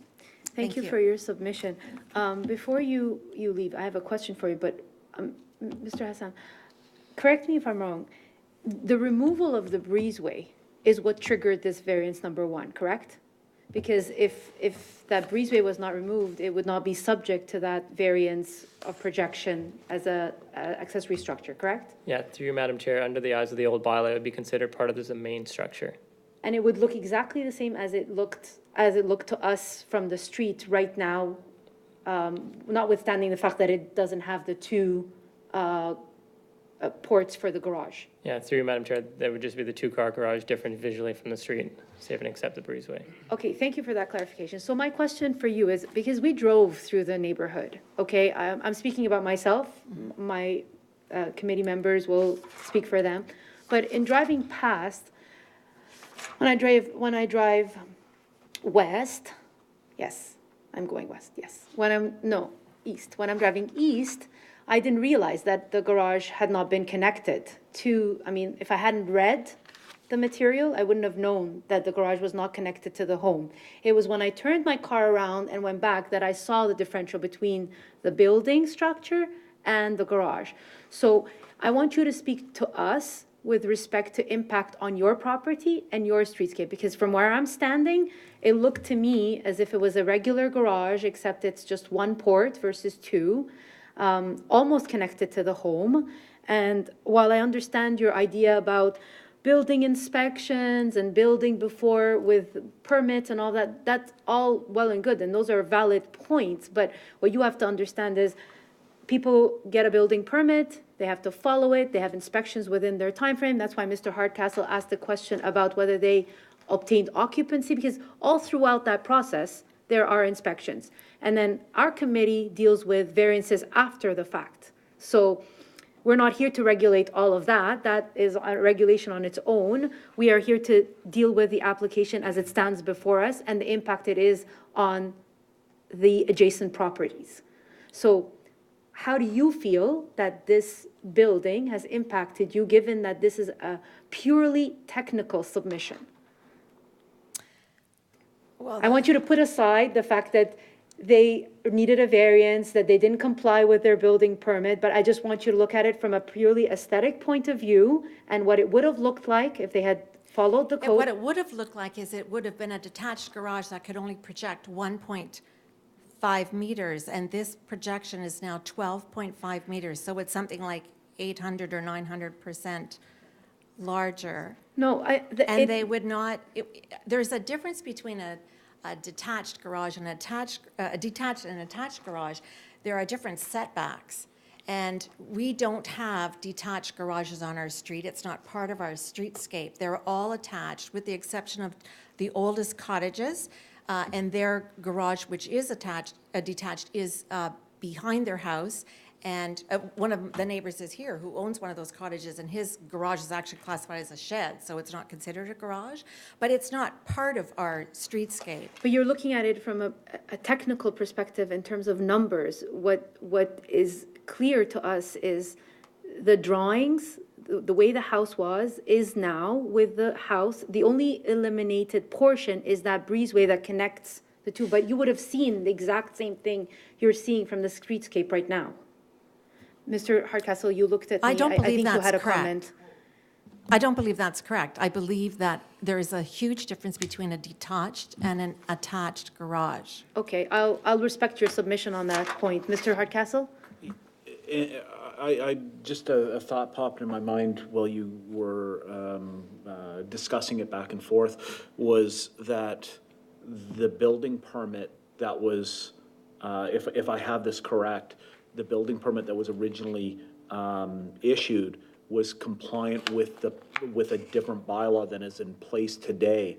So the provisions with respect to the projection of the garage beyond the main face of the building is something new to the zoning bylaw that is applicable today. So the modification, so there's a couple of things that the way I'm seeing it and the way I understand it is that they're caught by some modifications that were undertaken through the permit process, and now they need to comply to a bylaw that they didn't need to comply to at the time that they made their original building permit submission, which makes it, which adds in that additional variance for the garage depth, the garage projection beyond the main face of it. So, you know, I'm struggling around with understanding how there was a permit that was issued that was compliant, that had the garage in the location, notwithstanding the difference in width and Height. Well, the height is coming from the disconnect from the house. It was compliant when it was connected to the house. As soon as that connection between the garage and the house is removed, it's now a standalone building. It has different height provisions applicable. So the only difference is, and as the chair had stated, it got narrower, and then there was the component removed that connected the garage to the main building. But those are the only differences. The other variance, so I think the chair was accurate in saying a very technical variance, because there's a bunch of things that combine in to the 3 different variances that we're seeing here today. I don't know if that helps at all, but, and I've been looking at staff while I'm talking here, and I think I've accurately depicted my understanding of these variances. I think what we struggle with as a committee is a lot of times people come in and they're just looking at the numbers and saying that something is 9 times what it should be, is not really look at the application from a perspective of overall impact and technical form of what we're seeing right now. And I think that's the one thing that we try to encourage the public not to do, is don't get boggled down by the numbers and the technicality. Look at it as you see it right now. It's pretty much what you would have seen before without that breezeway connection to the home. Madam Chair, if I could say equally, Yeah. I would hope that you respect the wisdom of the town and their legal department, who have chosen to engage in a legal dispute with this homeowner. Well, okay, we're not going to discuss the legal disputes. The town is actually in support of this application. I just needed to understand what your impact is, and you haven't spoken to that. So I'm going to let you go because I've already exhausted more than 15 minutes with you, and have the gentleman address the committee, and we'll proceed from there.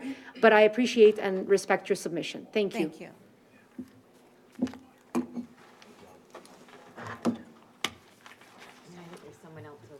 Yes, no, she just moved to the front. I've got my eye on her, no problem. Go ahead, sir.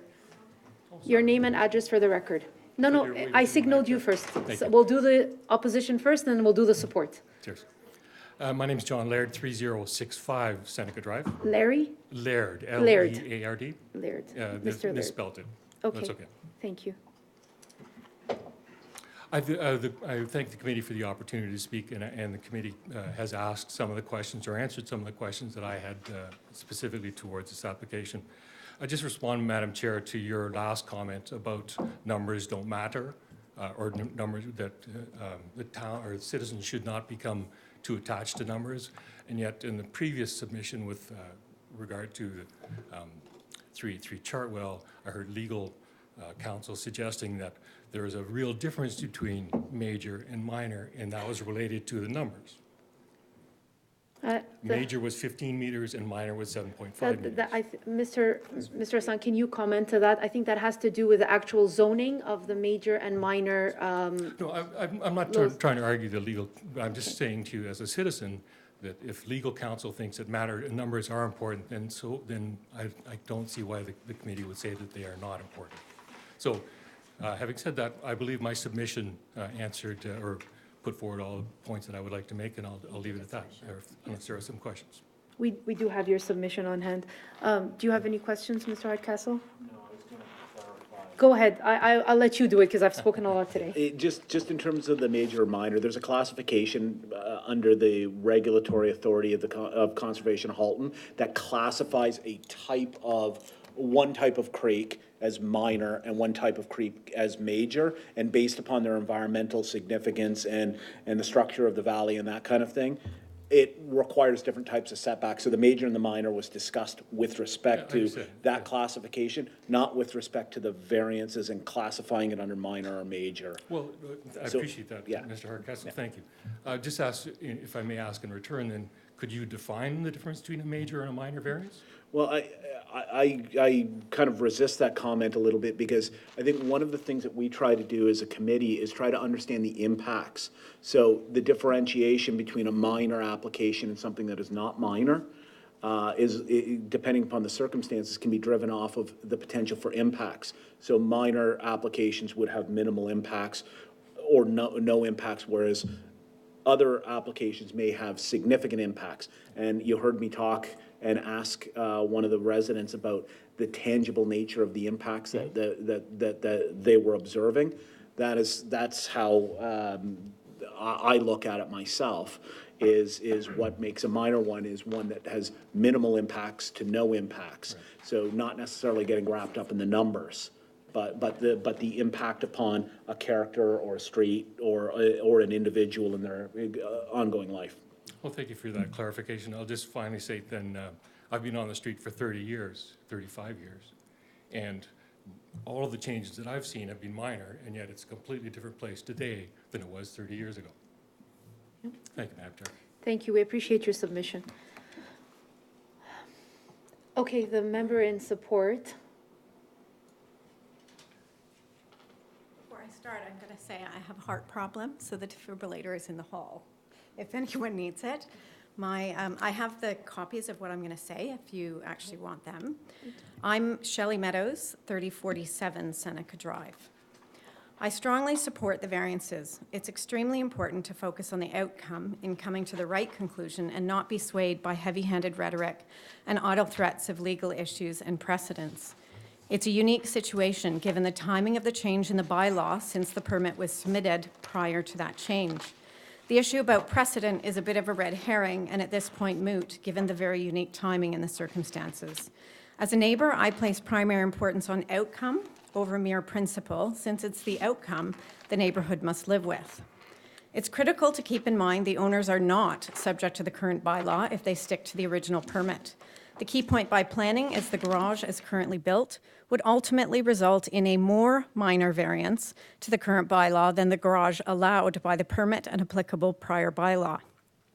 That nuance is the lens that needs to be applied here. If the variance is rejected, the owners can in fact build an even larger two-car attached garage with the same projection. This concerns me as a neighbor two doors down.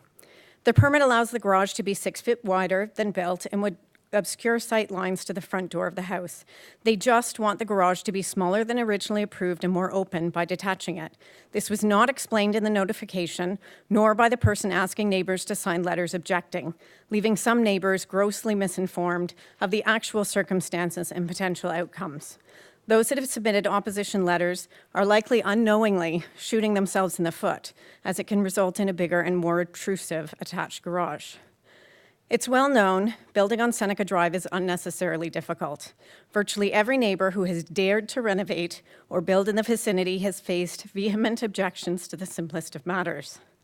If one actually talks to the neighbors, it becomes clear most are in fact quite happy about the revitalization and changes to the neighborhood, despite the one or two neighbors alleging otherwise, self-proclaiming they speak on behalf of everyone.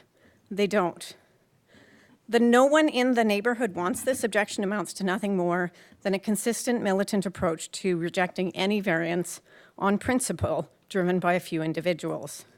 A heritage district designation was attempted a few years ago and failed because the street has clearly evolved with a vast array of differentiated housing styles and many newer builds. In fixating on principle over outcome, the neighbors objecting do not appear to understand the denial will actually be worse for the streetscape and openness, allowing the applicant to build an even bigger garage.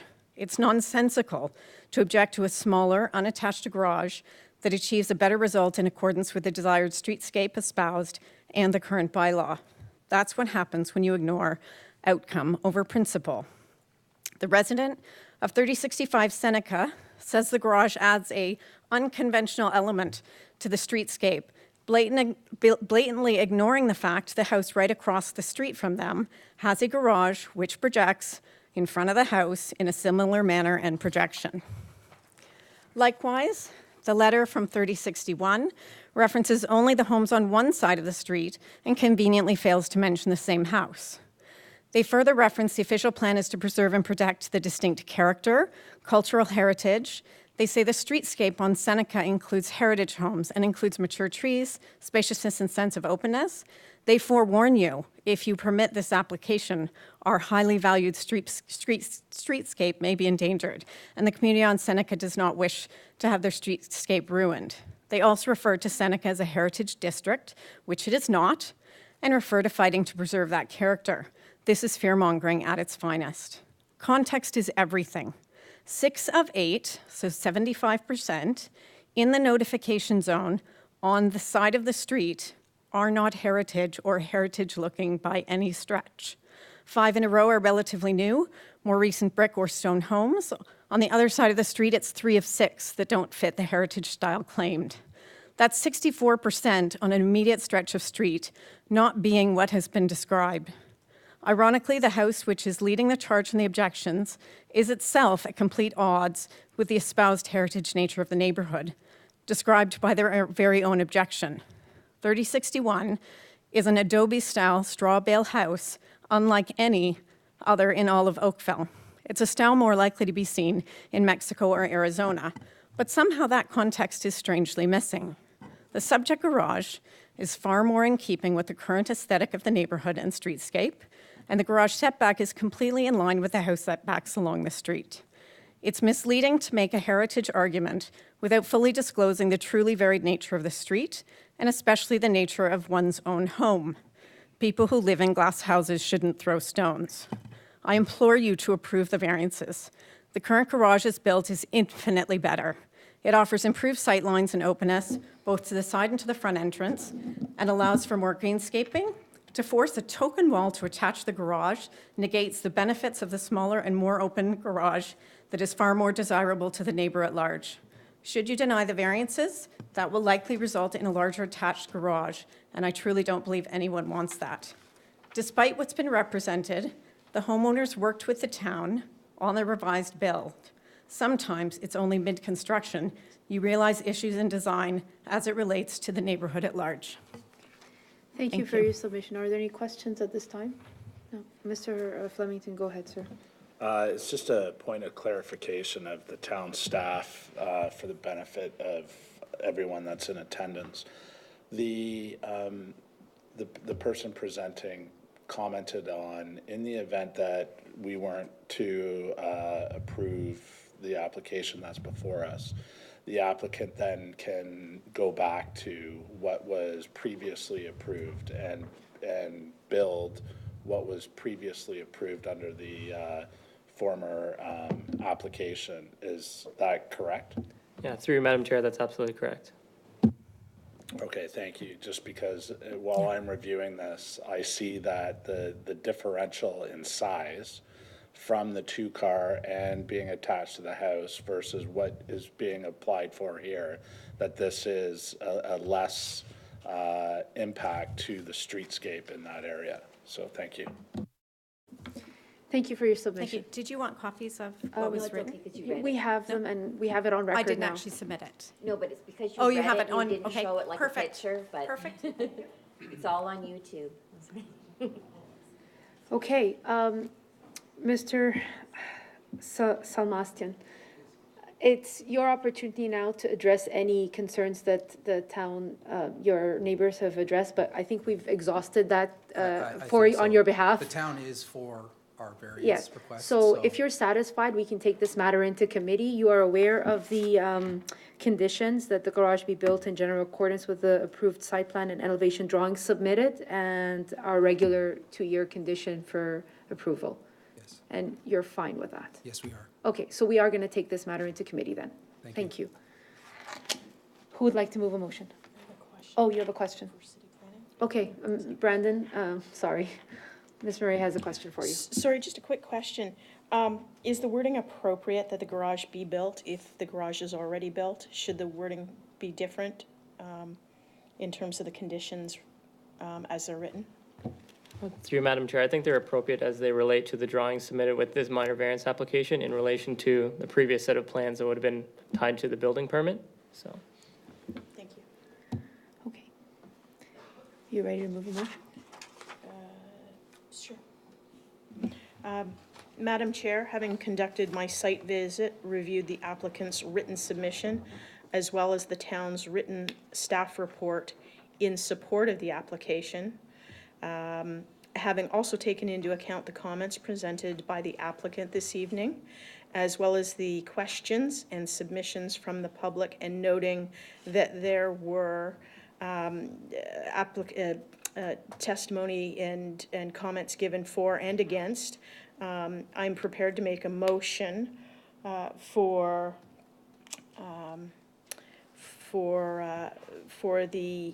to approve the variances subject to the following conditions: that the garage be built in general accordance with the approved site plan and elevation drawings submitted by the applicant, and that the approval expires 2 years from the date of the decision if a building permit has not been issued for the proposed construction, and in cases where a building permit is not required, that the proposed scope of work has not been fully completed. Thank you, Ms. Murray. Is there a discussion on this recommendation? Go ahead, Mr. Hardcastle.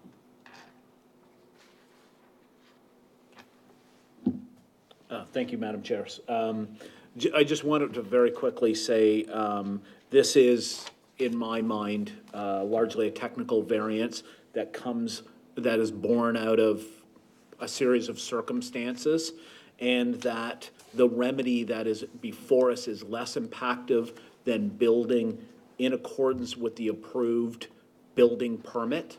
And I believe that in light of the circumstances, that this is a far better solution than what was originally approved. And I believe that it conforms to the four tests of the Act, and I'm going to be supporting this motion in front of us. Thank you, Mr. Hardcastle. Any further discussion on the recommendation? Mr. Flemington. Thank you, Madam Secretary. I just want to, so in addition to what my colleague has said, just note that I know there were some concerns with regards to applying for a variance after the building had already been built, but I'm satisfied with regards to the presentation noting that the town's building department and staff were having dialogue with the applicant through that process. So I just want it noted that, you know, this was a variance that was applied for just due to the change in the construction that the applicant came across after or while they were constructing it. And as I mentioned before, I find that you know, that it's more, or it's less obtrusive to the streetscape. So I am in support of the motion. Thank you, Mr. Flemington. I couldn't have said it better myself. Very eloquently put. Any further discussion? I see none. All those in support of the application? Okay, your application has been approved. Thank you. Thank you. Thank you very much. Okay, the next item on our agenda is CAV 042 of 2019 at 339 Sandalwood Road. Good evening. Good evening. My name is Darren Smith. I'm the agent for the applicant. Our Good evening, address- Mr. Smith. Give me a second to canvass the room. Who is here in attendance for CAV 042 of 2019 at 339 Sandalwood Road? Okay, you are in opposition or support? You're in opposition, okay. Mr. Smith, you're aware that town staff is not in support of 3 of your 5 variances, Yes, I so am. we'll have you take us through your presentation, and then we'll give them a chance to speak to their concerns. Certainly. This is my client, Sharice Enns. What we're applying for, I'll give you a little bit of quick history on where we're at with this project. We applied for a building permit almost a year ago for a major renovation and addition to this home. The major renovation addition consisted of a single-story attached garage and breezeway and a rear addition, at the back of the house here. Knowing the history of the home, the old home used to front towards Rebecca, so the porch ran along the south side of the building. What we were proposing to do on top of these 2 additions was extend the porch and wrap it around to what was now considered the front of the house. There were also some major interior renovations to the home as well. Everything that we were proposing at that time complied with all the zoning regulations. We received our building permit, went through a very extensive site plan application, and we are now under construction. When we started demolishing the interiors of the house, we noticed that there was some major structural deficiencies within the roof space. The old roof of the house, albeit a loft, had been modified quite significantly by previous owners. As to when that was and whether building permits were applied for, I'm not aware. It was quite old, so I doubt that building permits were actually approved. In talking with the contractor at the time, having our structural engineer on site and myself there as well as the client, we decided that obviously we needed to make some major repairs to this, so we went to the town and talked to them about how we were going to deal with this structural. We were told under inspection that there was some rot, there's some undersized beams, there's a lot of holes cut and stuff, a lot of deficiencies. Our recommendation as the designer and engineer was to replace the roof. Brand new structure, clean it up, level it up, give us the opportunity for new insulation, all sorts of building code issues. What we were brought to our attention was that if we do so because the existing loft space is legal non-conforming, that we would have to go through a minor variance because we were taking the whole roof off and building it back up again. We could structurally repair the roof. We could create it as a Band-Aid solution. We could put in some new beams, some new floor joists. We could do it all internally, and we would not require any variances for this because it is deemed as a repair. This is the information I was given to by Darren Debonine and the zoning department. We understood that we were going for a minor variance application to extend the front porch all the way to the end of the house. In the proposed design, if you see it here, it's kind of hard to see. The front corner of the porch goes over our front yard setback. When we went for the building permit application, we did not include that portion of the front porch within the building permit. We decided at that time that we were going to proceed with construction, apply for a minor variance for that porch extension, and a lot of these decisions were based on timing. Since we realized we were going for a minor variance for something as very minor as the porch extension, we decided, in the best interest of my client and their home, was to go for a minor variance to legalize the existing loft by completely removing it and completely rebuilding it. To note, the roof is built in the exact same height, shape, and structural layout as what the existing is. It's not any larger, it's not any smaller. The one dormer on the north side is shifted over a bit to accommodate a bathroom that works better with the plumbing, and we relocated the stairs, which does not have any kind of issue with the exterior. We've kept the same roof slopes, we've kept the same soffit heights. What we are doing in this particular instance is because we're already going through a minor variance, we're under our allowable floor area, we're under our allowable coverage. Although we are over our height, these are existing conditions. We're not adding any more windows, we're not adding any more square footage. So I asked the committee, under these circumstances, we are trying to legalize an existing condition that really ultimately we didn't have to go through this process, but we felt it was the right thing to do. So I'm asking the committee to turn on and approve these variances if we feel that they're minor. When I went out there, right now, there is living space within the roof, right? That is correct. So that is what's considered your third floor. That's correct. Okay, and you're not proposing any other changes other than that dormer on top of that portion? How much more height are you taking in? None. The existing height of the building is remaining as is. The roof slopes are staying as is. The dormer on the south side of the building is staying as is. It's just new construction. Okay, so those heights are the existing conditions right now? Because What you see right now like as the building is what you'll see when it's done. Okay, thank you. Mr. Hardcastle, I saw your hand go up.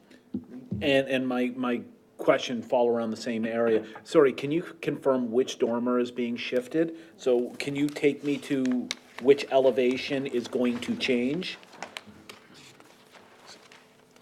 When you look at the existing third floor loft. Okay, so you're drawing number? A4. A4, just let us get there. And the bottom of the page that is on the screen is the south. Okay. So we have a large dormer on the south side of the building. This is the existing plan as we speak right now. A4 is existing? Correct. Okay. On the north side, we have a small dormer that is just the window. The roof slopes come down on either side, but the square footage is more internal. That is the dormer on the north side. What we are proposing. Is it on elevation 8, 10, or 11? It's easier to see it on there. I think he's It's going to... elevation A10. Okay. If you go to the page A8, the new layout, the dormer on the south elevation here is staying the same size. The window actually is getting a little smaller. We've just broken the rooms up differently. It was one large room. We've moved the stair back a little bit because it worked better with our main floor. The bathroom stayed where it is. What we've done is instead of the dormer being located more over on this side, we've shuffled it over and given more ceiling space. So the dormer itself is larger visually on the outside. That elevation right here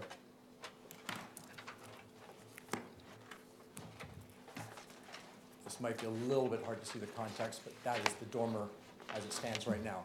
Okay. The square footage is still there. The square footage of where the existing tub is, the existing vanity and everything else is inside the roof space. What we're doing is increasing that, the width of the dormer, to give us a little bit more headroom in the tub and the bathroom. Okay. But the And square footage if you remains. could leave that up for a quick second, so that, the roof with the partial hip facing towards, that will all stay exactly the same? So what you're telling me is the only difference, maybe other than materials, is gonna be that that dormer will look slightly different, be shifted over, have that round window in it kind of thing? That's correct. Yeah, slightly wider dormer? Yes. Shifted over. How much sorry, did you say how much wider? If you did, I missed it. The existing dormer was about 4 feet wide, and this one might be 8.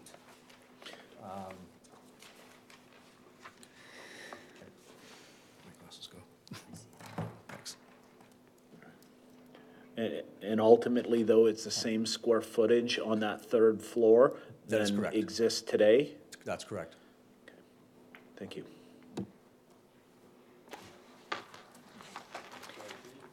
Mr. Flemington? Sorry, can you just put the the photo up again, please? I just want to compare that to, so that photo there on the third floor, is that consistent with drawing A11?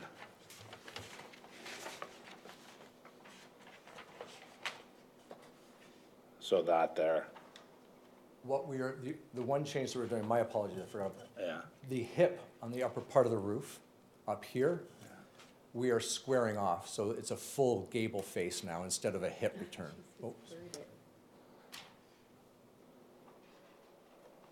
Oh, Technical staff? They're doing that, right? Yeah, they are. There, yeah. thank you. Okay. So the difference is, we're doing a full gable on the top here, and that is purely structural. To get a ridge beam running right from front to back of the ridge. Yeah, so can you just put the picture up? Yeah. So it's going, so that peak is still, the height is no higher than the peak on the, on Correct. that So roof. the ridge at the very top Yeah, is still the same. okay, We've just made it a full gable face instead of a hip face. okay, Okay. thanks. Any further questions or items of clarification? Okay. The neighbors in the back, are you both speaking or you're representing? Okay, perfect. That's the easiest we've had tonight, so by all means, come on down. Oh, they can't, they, I'm She's Peter showing pictures. McMillan, She'll give both her names, 2102 Vickery Drive, sorry, and this is my wife, Bengi sorry, McMillan. I missed your name Sorry, can you repeat your last name again? McMillan, McMillan. and the address. 2102 Vickery Drive. Perfect. And just to preface, I hope the pictures aren't on your phone, because then I'll have to take it. I beg your pardon? Well, You're showing evidence. I have it in an email, but I thought it'd be easier to download it on my phone. As long as you could email me the Oh, okay, pictures, that that would would be, be not right now, you can do it Oh, for okay. tomorrow, don't worry. But I But wanted anything to- you're showing in evidence, I required a copy. Okay. So absolutely, if you can email me the pictures or whatever you're showing tonight, tomorrow, that would be great. Okay, but the decision will be made tonight without the pictures. That's not for me to say. Oh, no, we just require it for for our me, for the records, evidence, for yeah. Miss, the Secretary Treasurer. We need to have everything that we've been shown during the meeting on record. Okay, no problem. Mr. McMillan, go ahead. Okay, thank you, Madam Chair. Thank you for the opportunity to express our concerns about the developments at 339 Sandalwood. First of all, I would like to mention that I did send a copy of my concerns to the Secretary Treasurer this morning. I know it was past the date it was supposed to No, be we received. do have that letter of You do objection. have We that do, letter? yes, we do. Okay, then you have most of what I need to say. It's, This is in the folder. yeah, But for the record, I would like to read it. It will be that's within fine. the You 5 have the minutes. time to do so, so go ahead, sir. Okay. We will follow along. It's going to be slightly different because I made it shorter to fit in within the 5 minutes. Okay, thank you, I appreciate that. Okay. So, my wife and I have lived in Oakville for nearly 22 years, leaving behind the congestion, the pollution, and the crime of Toronto.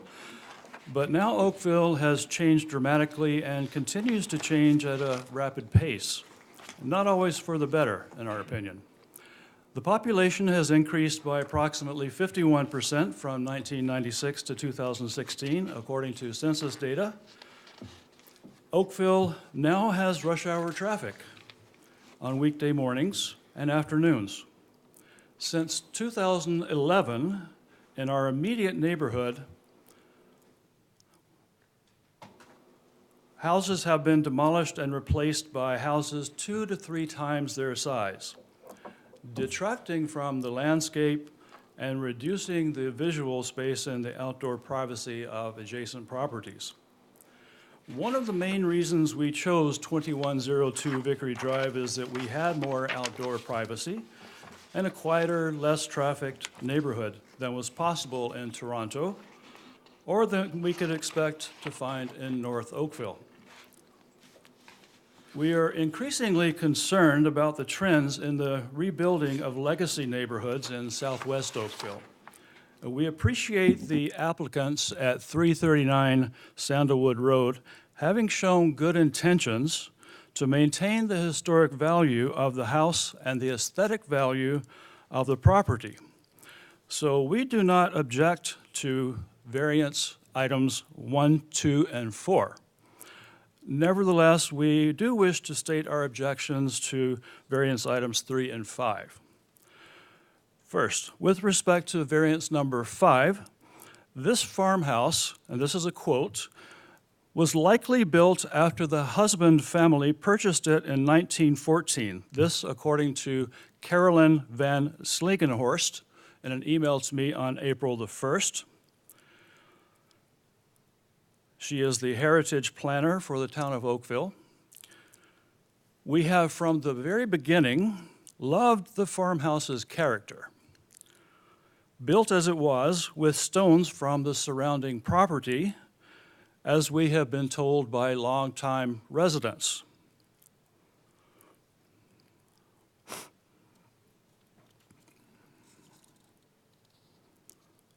But we do not understand why a variance is needed to be given with respect to building height, since the house is already 10.5 meters high, and there's no proposed change to the building height.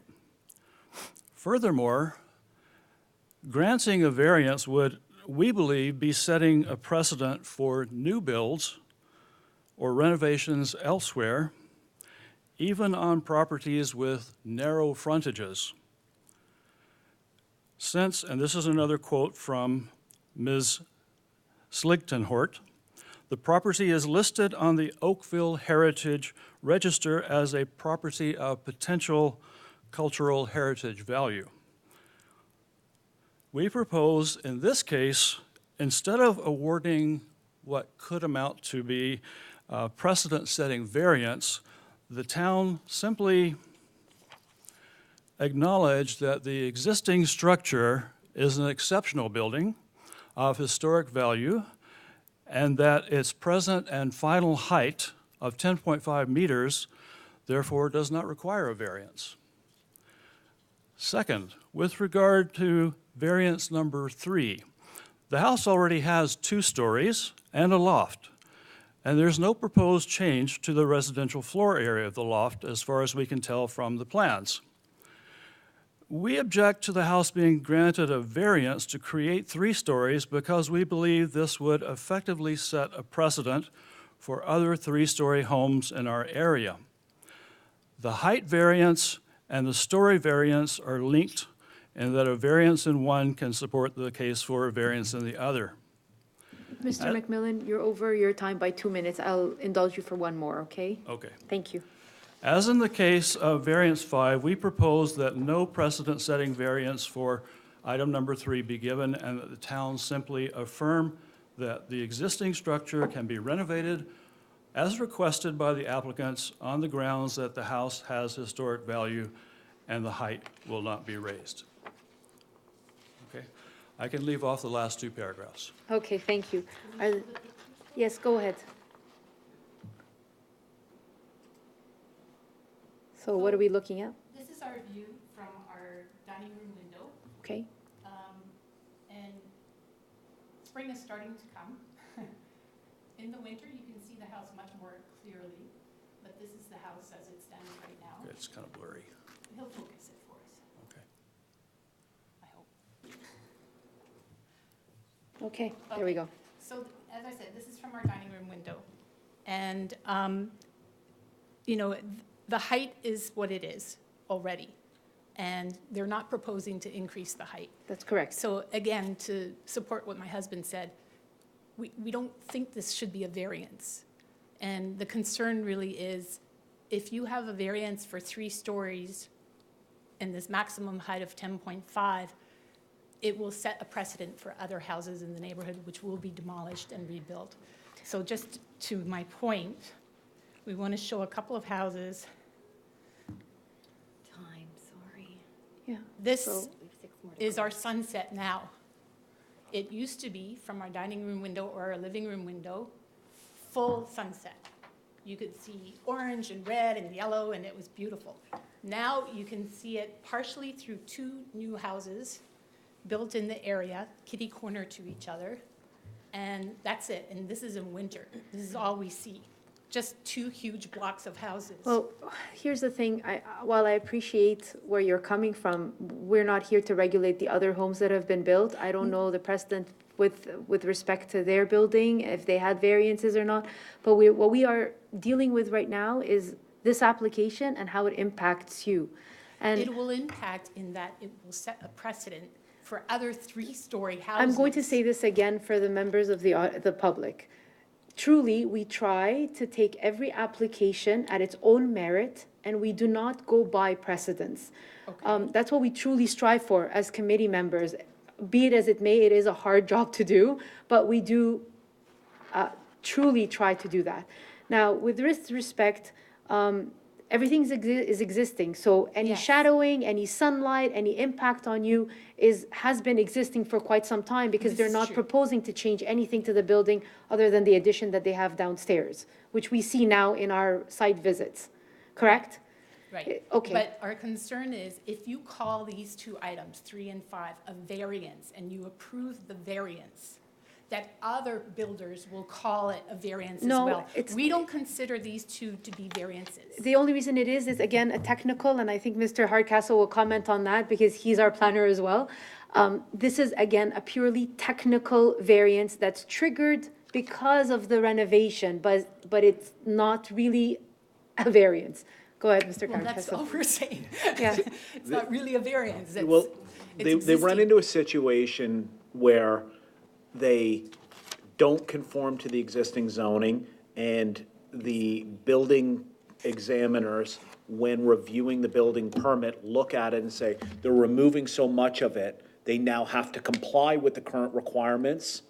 So because we heard from the applicant that there's structural deficits with it, their best bet is to replace the structure that's there, and that's enough construction work that it triggers compliance with current requirements, which say in this area, 2 stories and a maximum height of 10.5 meters. 9 meters. Oh, okay.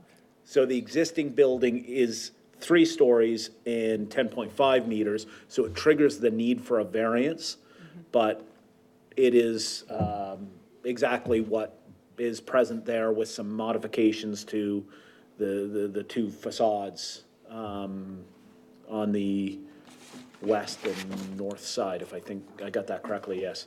And I would echo my colleague here, planning is not precedent-based. Every application is judged on its own merits and under its own context. So a decision with respect to a singular application is not necessarily transferable to another situation. Okay. For the interest of time, if we've answered all your questions, I really do need to move on. We are at 9:39, and our bylaw states that we can't go past 10 o'clock, and we still have a lot of other applicants to. And I do have your pictures, you emailed them with your letter. Okay. Thank you So- for letting us express our opinions on No, this. and we appreciate your submission, and we hope we've answered your questions. Yes. We'll be back. Okay, very well. We'll look forward to it. Different property, but we'll be back. Okay. Mr. Smith? Yes, I have no further comments. Perfect. I appreciate that. Are there any questions at this time of Mr. Smith? Are you ready for us to take this matter into committee? Please. Any questions of planning before we go? Okay. Who's ready to move a motion? Mr. Hardcastle, go ahead, sir. Thank you, Madam Chair. The staff report has spoken to supporting only variances 1 and 2, and is not supporting variances 3, 4, and 5. My apologies, sorry. I think I have heard compelling information from yourselves with respect to, from the applicant, I should say, that that the variances for 3, 4, and 5 are driven off of a technical need, a structural need, that the resultant built form will be largely consistent with what is present today and will provide no additional impact. And, given my earlier comments with respect to precedent, I don't believe that that is a concern. And I think that it's important to recognize heritage buildings and allow for their adaptive reuse. So I'll be putting forward a motion of approval for all 5 variances, finding that they conform to the 4 tests of the Act.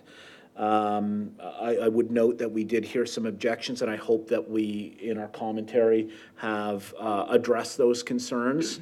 And the variance would be subject to 2 conditions. The first being that that it be constructed in general accordance with the plans provided in support of the application dated March 6, 2019. I hope that's the correct date. That is consistent throughout them, and that the approval will expire within 2 years of the date of the decision if a permit has not been issued. Yeah, thank you. Very well. Is there a discussion on this recommendation? Mr. Flemington? Madam Secretary, I want to support the motion as moved, and I just want to note that, noting that the staff's report did not approve items 3, 4, and 5, I think based on the presentation today, and I don't see that there's going to be a negative impact of the applicant removing, the roof and replacing it, because they have stated that it will be in the same height and the same slope, with the exception of the dormers as shown on the plan submitted. So I think that all of these variances should be approved for, and also noting that it is with regards to this particular site only. It's not with regards to any other sites within that area, as one of the opposing views were concerned about. So I'm in support of the motion. Very well. Thank you, Mr. Flemington. Any further discussion? I see none. Okay, all those in support of the recommendation with the set conditions? Okay, your application has been approved. Thank you. Thank you very much.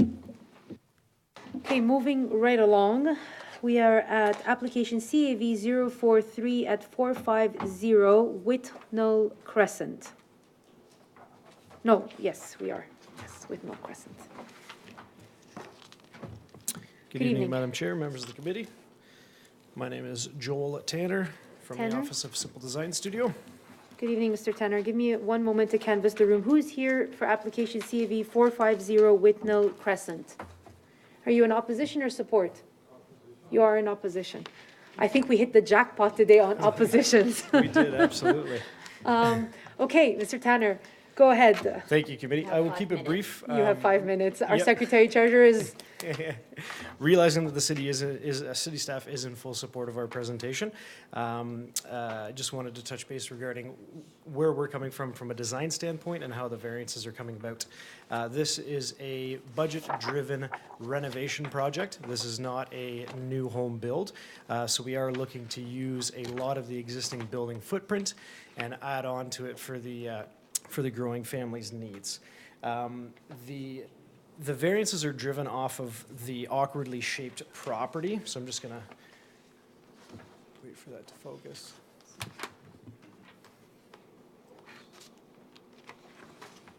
okay. There we go. So you're seeing the dark outline, which is the existing, square, that's basically the existing building footprint. And then we've got a proposed dash line, which is the jog on the second story. So the substantial massing of a front facade, what we're trying to do is really scale back on the massing of the two-story from our Withnell streetscape. The front portion side yard setback on the right-hand corner here, we're showing is a support calling for a proposed roof. That is a side yard variance for that particular column, but when we look at the building location, both on the right-hand side of the property and on the left-hand side of the property, we are conforming from a building envelope standpoint. It is really just the proximity of the column. Lot coverage, our driver on lot coverage doesn't really pertain to the building so much as it does the overall canopies, so very substantial canopy on the front facade as well as on the rear facade. The rear facade also is coming in from an encroachment standpoint for a rear yard variance. Right now, the existing building envelope is sitting essentially right at what is the required rear yard setback. And with what we're proposing with that rear structure, we have a very small 4-foot cantilever for the second story. So you're seeing that our rear yard setback proposed to the actual dwelling is 6.52 due to the 1.22 rear projection. But again, driver on variance is really this rear canopy. So the rear canopy is a single story. The dash line projection you're seeing is the second story projection. So again, just really touching on those minor items. The lastly being GFA, we're over by a hair about 0.1% on our GFA. Again, we didn't want to shift, plus or minus 6 inches to come in under that allowable. Very well. Thank you, Mr. Tanner. We'll invite the neighbors to speak to their concerns. Perfect, thank you. Who is going to address the committee? Go ahead, sir.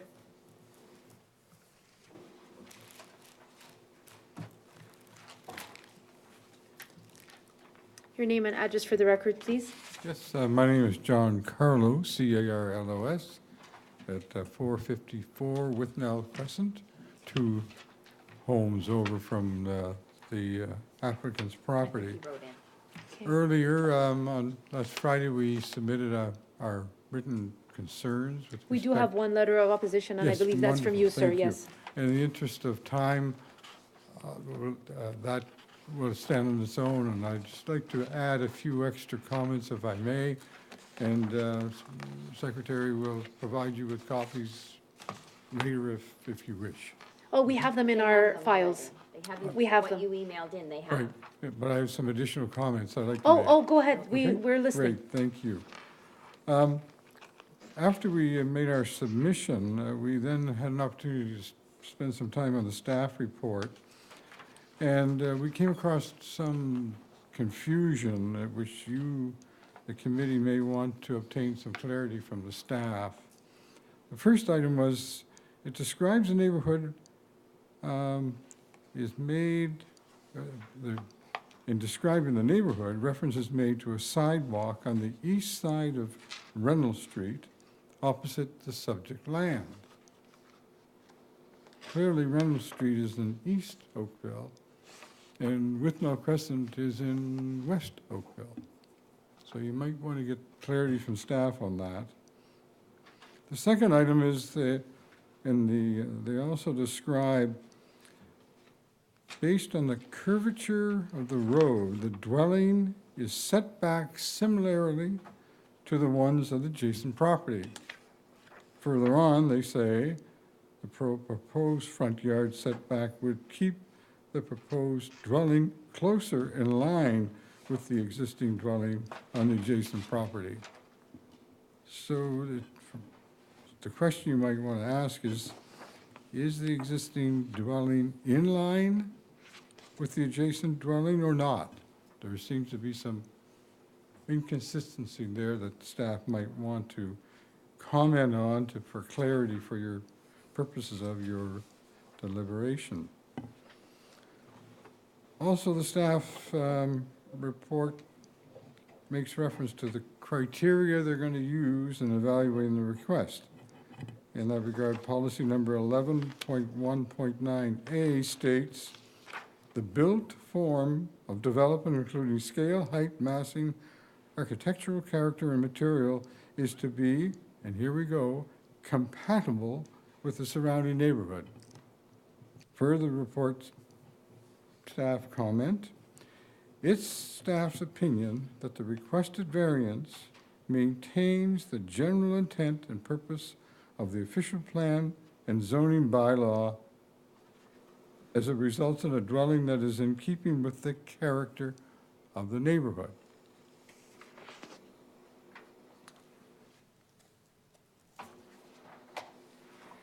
It's my understanding that you have been provided with the architectural renderings of the proposed building, which you just saw a few moments ago. And hopefully you have pictures of the existing buildings and/or were able to visit the neighborhood so that you have an appreciation of the character of the existing neighborhood. The differences are significant, striking and obvious between what's being proposed and the existing buildings. Based on the information, this information, you might want to ask staff how they came to a conclusion that the proposed building design, as you just saw, is in keeping with A, the character of the neighborhood, and B, clearly within policy number 11.1.9A. Renewal is inevitable and welcome, provided it respects the bylaws, requirements, and the existing character of the neighborhood.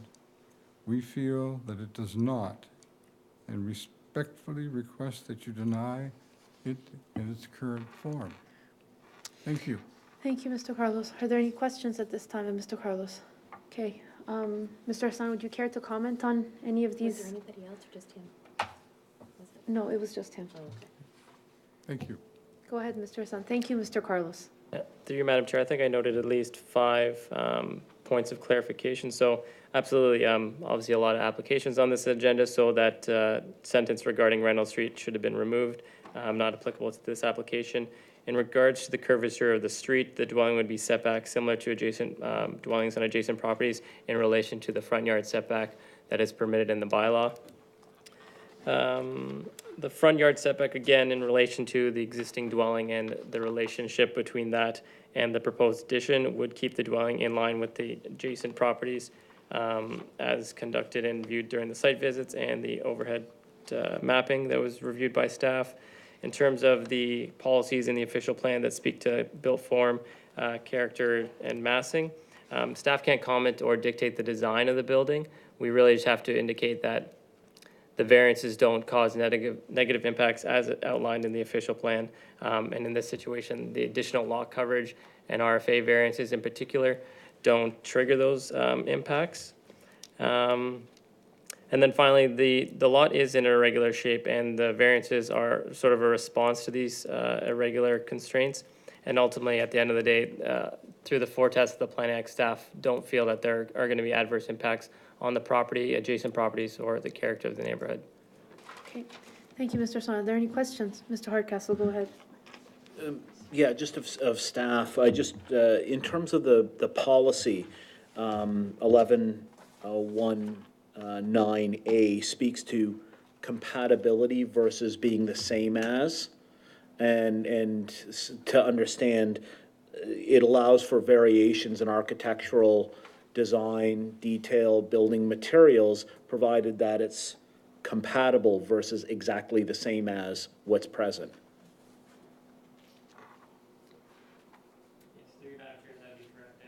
Ultimately, the definition of compatible would be that there's no unacceptable adverse impacts. Thank you for that clarification. Mr. Tanner, right? Oh, are you addressing the committee as well? Yeah, that's why I thought there was another one. Okay, I thought there was only one person addressing the committee for the group. Sorry. At 10 o'clock, we'll do a motion. Yes, sure. My name is Brian Ballantyne. I'm from 452 Withnell Crescent, which is the property adjacent to 450. Sure. 452 and Valentine? 452, Brian Ballantyne. Valentine, okay. Okay, go ahead, sir. So I'm not going to reiterate what Mr. Yeah. Carlos just discussed. I know we got short on time here. If you can see this. I've taken an illustration. I don't know if you can pull it back a bit. Can we zoom out? I think he can right there. Yeah, okay. No. No, that's the No, that's the table. desk. That's not the desk. They're doing it Thank for you. you. Okay, you. thank you. So the property of 450. You're gonna have to lift the table up now so we can hear you. The property, the property 450 is right here. This is 453 right here. Okay. The extension of the structure is indicated in pink. The white is the existing structure that stands today. Our existing building is already set back about 2 meters from the corner of this building as it stands right now.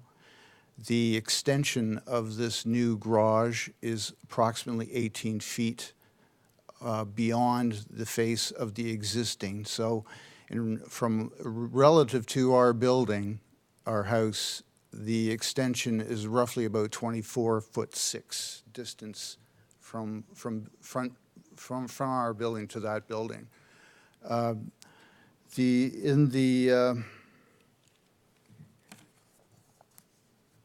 In the guidelines, or in the low-density residential, in the official plan for under 11.919, jumping to item B, it says here, development should be compatible with the setbacks, orientation, separation distances within the surrounding neighborhood. So in here we have a reduction to 12 inches from 4 feet at the existing line of the building. So in theory, if I had to put a breezeway or a carport in this location as well, I'd be 24 inches away from that building. I don't know if I'd ever get that. But there's an encroachment of 2'8" from the normal 1.2 setback to this corner, leaving just 12 inches or 300 millimeters to the property line. So there's an issue of enjoying a view out through the street is now blocked by this. The design of the building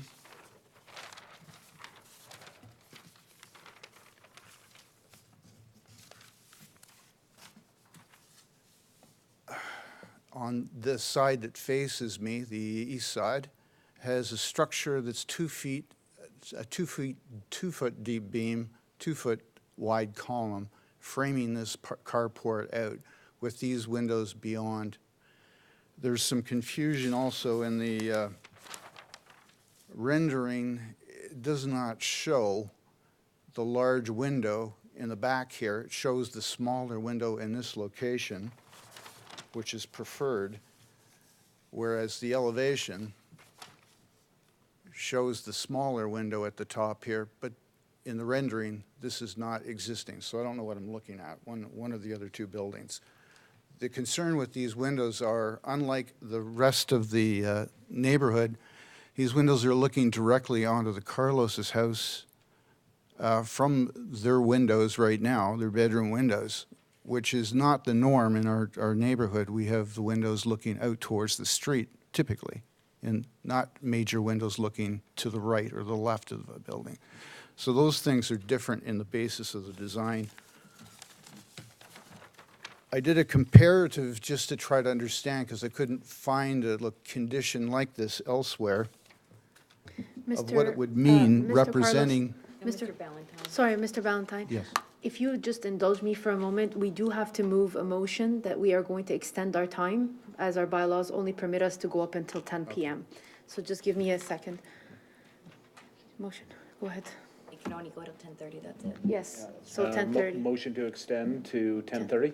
Okay, all those in support? Okay, all right. So you can go ahead, sir. I apologize for the interruption. No, thank you very much, appreciate it. So in context to the neighborhood, the blue image you see here is the extension that's been represented in the plan that I just showed. And to try to associate its stagger from our house, which is next door here, I took some scenarios. These aren't proposals, these are just scenarios of different buildings on the street to see what the relationship would be like if this was setting a precedence on the street that everyone else could put a carport in front of their house with an extension. So as Mr. Carlos says, we don't see this as being consistent with the neighborhood street line. We all know that looking down a street, you see a constant facade of a line of a building. Yes, there are some small porches that stick out, but nothing that sticks out 18 feet, or in my case, 24'6" beyond the side of my house. Thank you, sir, for your submission. I'd go over the details in the residential, the low-density residential, but at this point, I don't want to extend the time on this. Thank you, I appreciate it. Are there any questions of Mr. Ballantyne? If you can surrender all these items? Yes, I'll email you a digital copy. Oh, you have all of those? Yes, I have all. Yeah, Perfect. you get it all, including you. the report I wrote that I didn't talk about. Okay. Are there any questions of Mr. Ballantyne? Yes, Mr. Hardcastle, go ahead. I noted that there were, I believe it was 3 trees that are located nearby the property line between your property and the subject site. I don't see them on the site plan drawing here. They are on the site plan. I don't have that They're not document. shown on my version of the site plan drawing. Would you kindly show me where you believe the trees are located on that site plan drawing? Sure.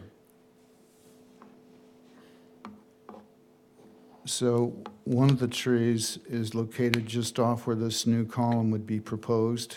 So there's a tree grouping Okay. like this. And they are located exclusively on your property? Yes, they are, Okay, by a bit. okay. And then there's the one that's really a city or township tree, Right. which is in the boulevard. And there's another one that's further up in this location here. But on your property? They're all on Okay. our property. Okay. Yes. I'm drawing on the wrong side here. Right. Okay.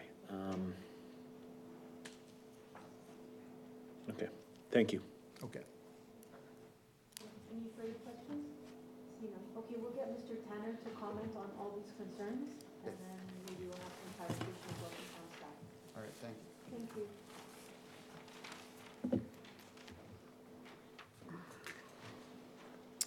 I think staff brought clarity to the the items in particular from the first presenter regarding site plan. I'll touch base on. In terms of built form, again, we're sitting at a 7.13 meter proposed building height. Had we gone for a new single-family dwelling or potentially a pitched roof, we could have easily pushed the limits up to 9 meters. So again, from a built form standpoint, we feel like we're trying to keep the massing subdued and more in line with the bungalows and the side splits that are on the current streetscape. That was our real driver on the character massing. Again, realizing that committee is not commenting on architectural style. That lands on the homeowner and what they're deciding to do, whether they go traditional versus modern. In terms of Brian's comments, just regarding windows, so just provide clarity, there isn't actually a window on this side facade. That window you're seeing is actually stepped back about 20 to 22 feet from the property line. So it's actually in the stairwell tower. So from a privacy standpoint, it doesn't become a privacy standpoint issue. It's more so a light infiltration detail for the client. So I'll just go double back to that elevation for further clarity. So again, this is the window in question, and that window is actually stepped back 20 feet. This ACM panel detail is what's close to the property line proximity.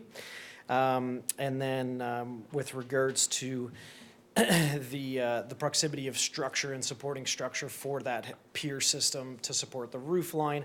Obviously, arborist reports are going to be provided during the DESP application process. Our direct proposal would be a helical pier system, not an excavation or trench format foundation, in order to not damage the root system of the neighboring trees. We want to keep the trees intact and undisturbed just as much as the direct neighbor wants to as well.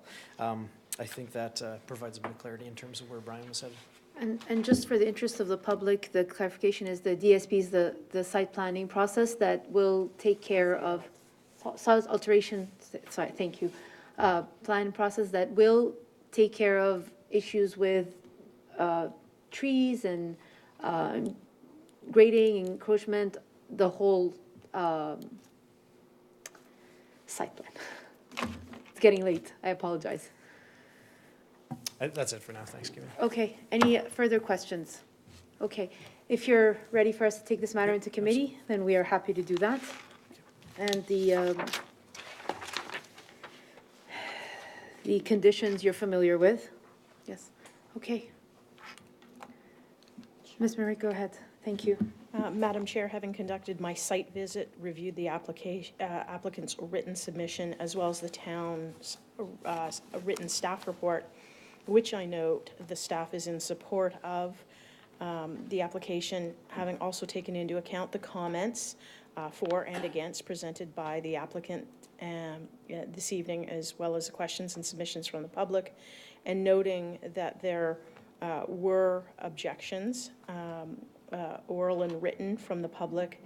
I'm prepared to make a motion for the application for variance under section 45(1), and to approve variances subject to the following conditions: that the additions be built in general accordance with the submitted site plan and elevation drawings dated March 1st, 2019, and that the approval expires 2 years from the date of the decision if a building permit has not been issued for the proposed construction, and in cases where a building permit is not required, that the proposed scope of the work has not been fully completed. Thank you. Very well, thank you. Is there a discussion on this recommendation? I see none. All those in support? Okay. The application has been approved. Thank you. Okay, the next item on our agenda is CAV 044 of 2019 at 1933 Iron Oak Way. Good evening. Good, yes, hi there. My name is Ramsey, R-A-M-S-A-Y, first name Allen. I'm here on behalf of the applicant. Good evening, Mr. Ramsey. If you give me a moment to canvass the room. Is there anyone here in attendance for application CAV 044 of 2019 at 1933 Iron Oak Way? Are you here in opposition or support? Support. Are you going to address the committee? No. Okay. The owner? Are you the owner? That's the client. That is the client. Thank you. This process of elimination. So Mr. Ramsey? Given the hour and the staff support, I'm happy just to say that I concur with the staff opinion to support the application and not go into detail about the nature, all the specifics of the application. It is somewhat different than what you deal with most of the time, because this is a 45 2B application for use that is not, for a term in the bylaw that's defined in general terms. Yes, and the proposed use is a dog guide training facility. That's correct. Correct. Are there any questions of Mr. Ramsey at this time, or are we prepared to take the matter into committee?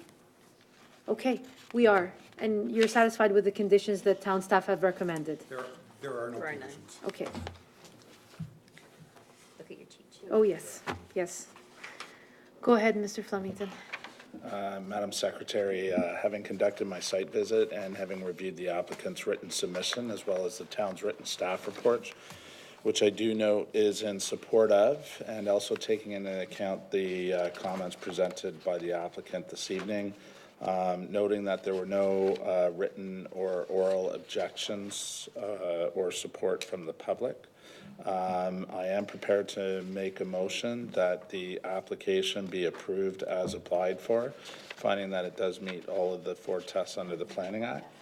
Oh, sorry. No, there's no 4 tests, it's just here. Sorry. It's right there. That's okay. Where am I? Number 5. Right there. 5. Okay. Okay, so that it is, it just conforms with the uses permitted under the zoning bylaw regulated under the Planning Act. That's it. That's it? Okay. All right, any discussion on this recommendation? See none, all those in support? The application has been approved. Thank you. Huh? I might bring some tonight. Yeah. That would be cool.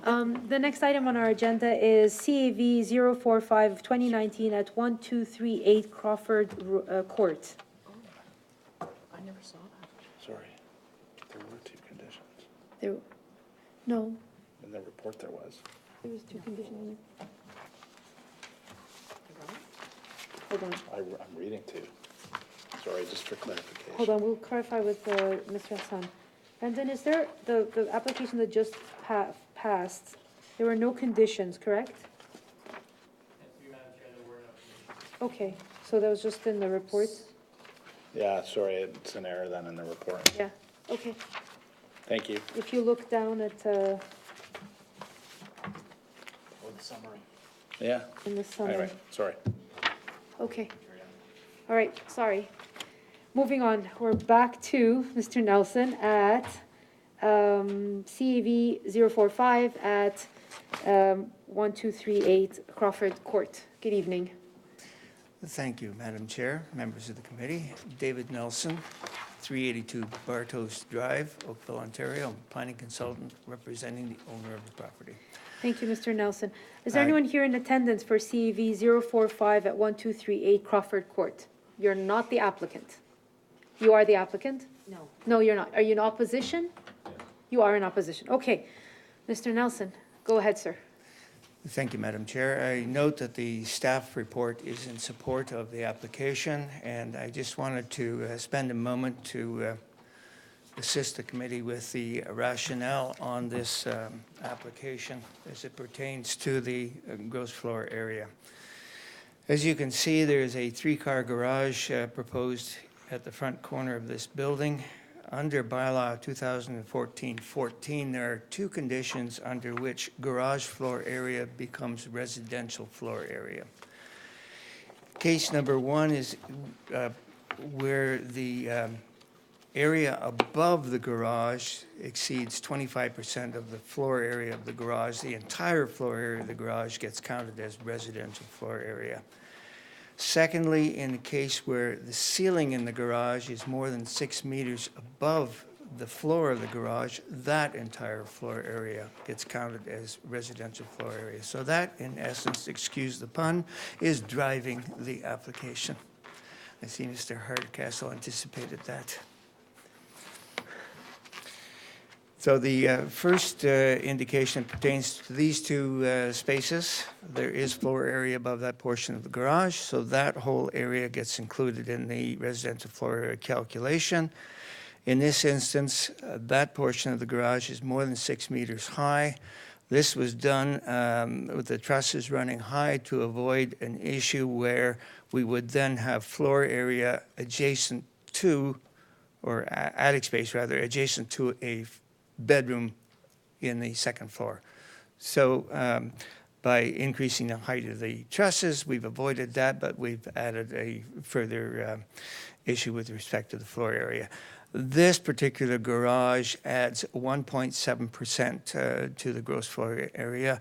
The 32%, which was the amount I calculated prior to submission of the application, includes the balance of that garage. That's my presentation, Madam Chair. Thank you, Mr. Nelson. Are there any questions of Mr. Nelson at this time?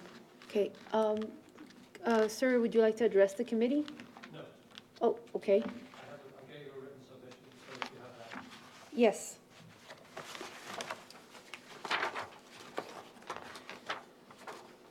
What's his name? Sorry, what is your name, sir? Anthony Bennett. Bennett? And when did you send it in?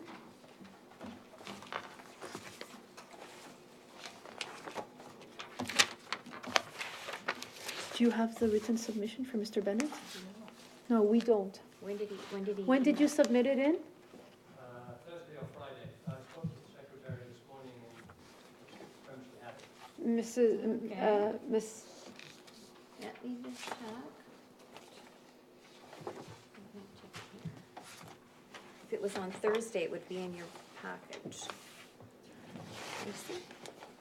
You sent it on Thursday?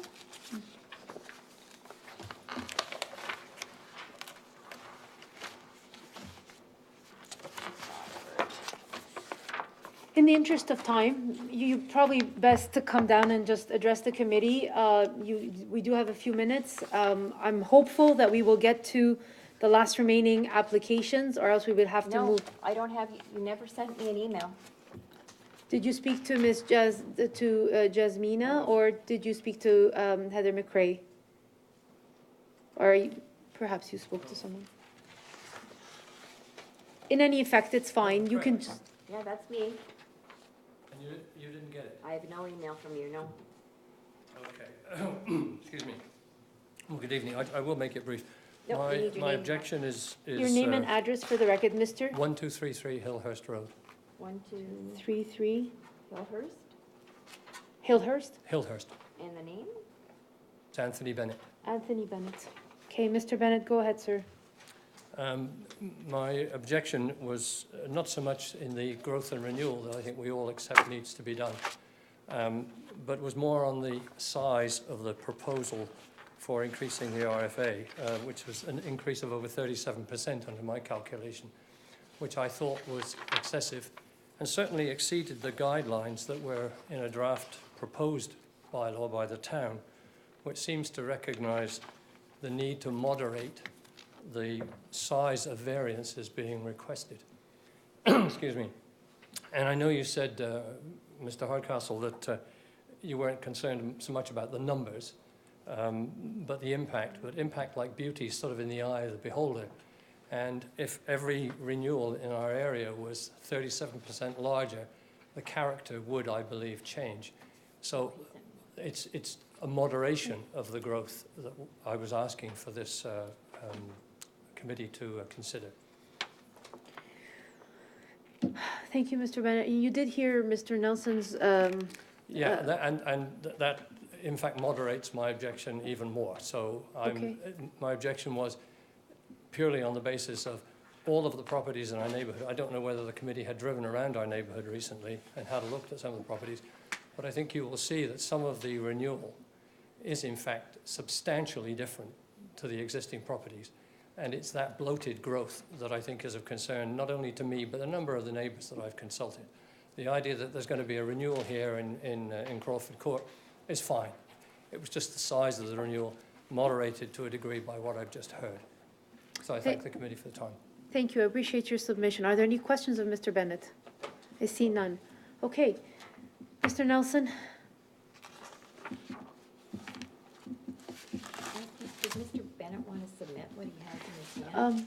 Mr. Bennett, do you have a copy of what you read? Did you We wanna can submit it? put it in record. I just checked. There was no email. I received 0 from you. I'm sorry, that's technology getting there. Okay. No, that's okay, because if I had, I would have. Here's a hard copy. Perfect, that's great. I will resend it to you. No, that's okay. Thank you. Okay, Mr. Nelson. Thank you, Madam Chair. I just wanted to point out that the application conforms to the requirements for lot coverage. Lot coverage cannot exceed 25%, we're in this case at 21.6%, and we meet or exceed all yards that are applicable in this zone. In particular, the rear yard, which is the yard that backs onto Hillhurst, is much larger than what is required under the bylaw. Thank you, Mr. Nelson. Are there any further questions? Okay, are we prepared to move a motion? Mr. Nelson, you're familiar with the conditions set by staff?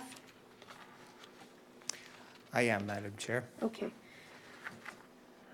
If you're ready for us to take this matter into committee, then we will do so. I am ready. Go ahead, Mr. Hardcastle, thank you. Thank you, Madam Chair. Having reviewed the materials, heard the submissions, including the moderated objections from the neighbor, having reviewed the staff report, I am satisfied that the requested variances conform to the tests of the Act. I feel that there are technical reasons for a large portion of the RFA, and I believe that the architectural design of the building, breaking up the front facade with multiple panes, lowered eave heights, that kind of thing, has done a good job to break up the visual massing of the building so that it would not, so that the increased RFA will be less perceptible from the street. So on that basis, I'm prepared to support the variances, and I would put that forward subject to two conditions. The first being that the dwelling be built in general accordance with the submitted site plan and elevations dated February 25th, 2019. And then the second, that the approval will expire within 2 years of the date of the decision if a permit has not been issued. Very well, thank you, Mr. Hardcastle. Is there discussion on this recommendation? I see none. All those in support? Okay. The application has been approved. Thank you. Thank you, Madam Chair, members of the committee. CEV 046 of 2019 at 2014 Lakeshore Road West. Who is here in attendance for this application, CEV 046 of 2019 at 2014 Lakeshore Road West? I see none.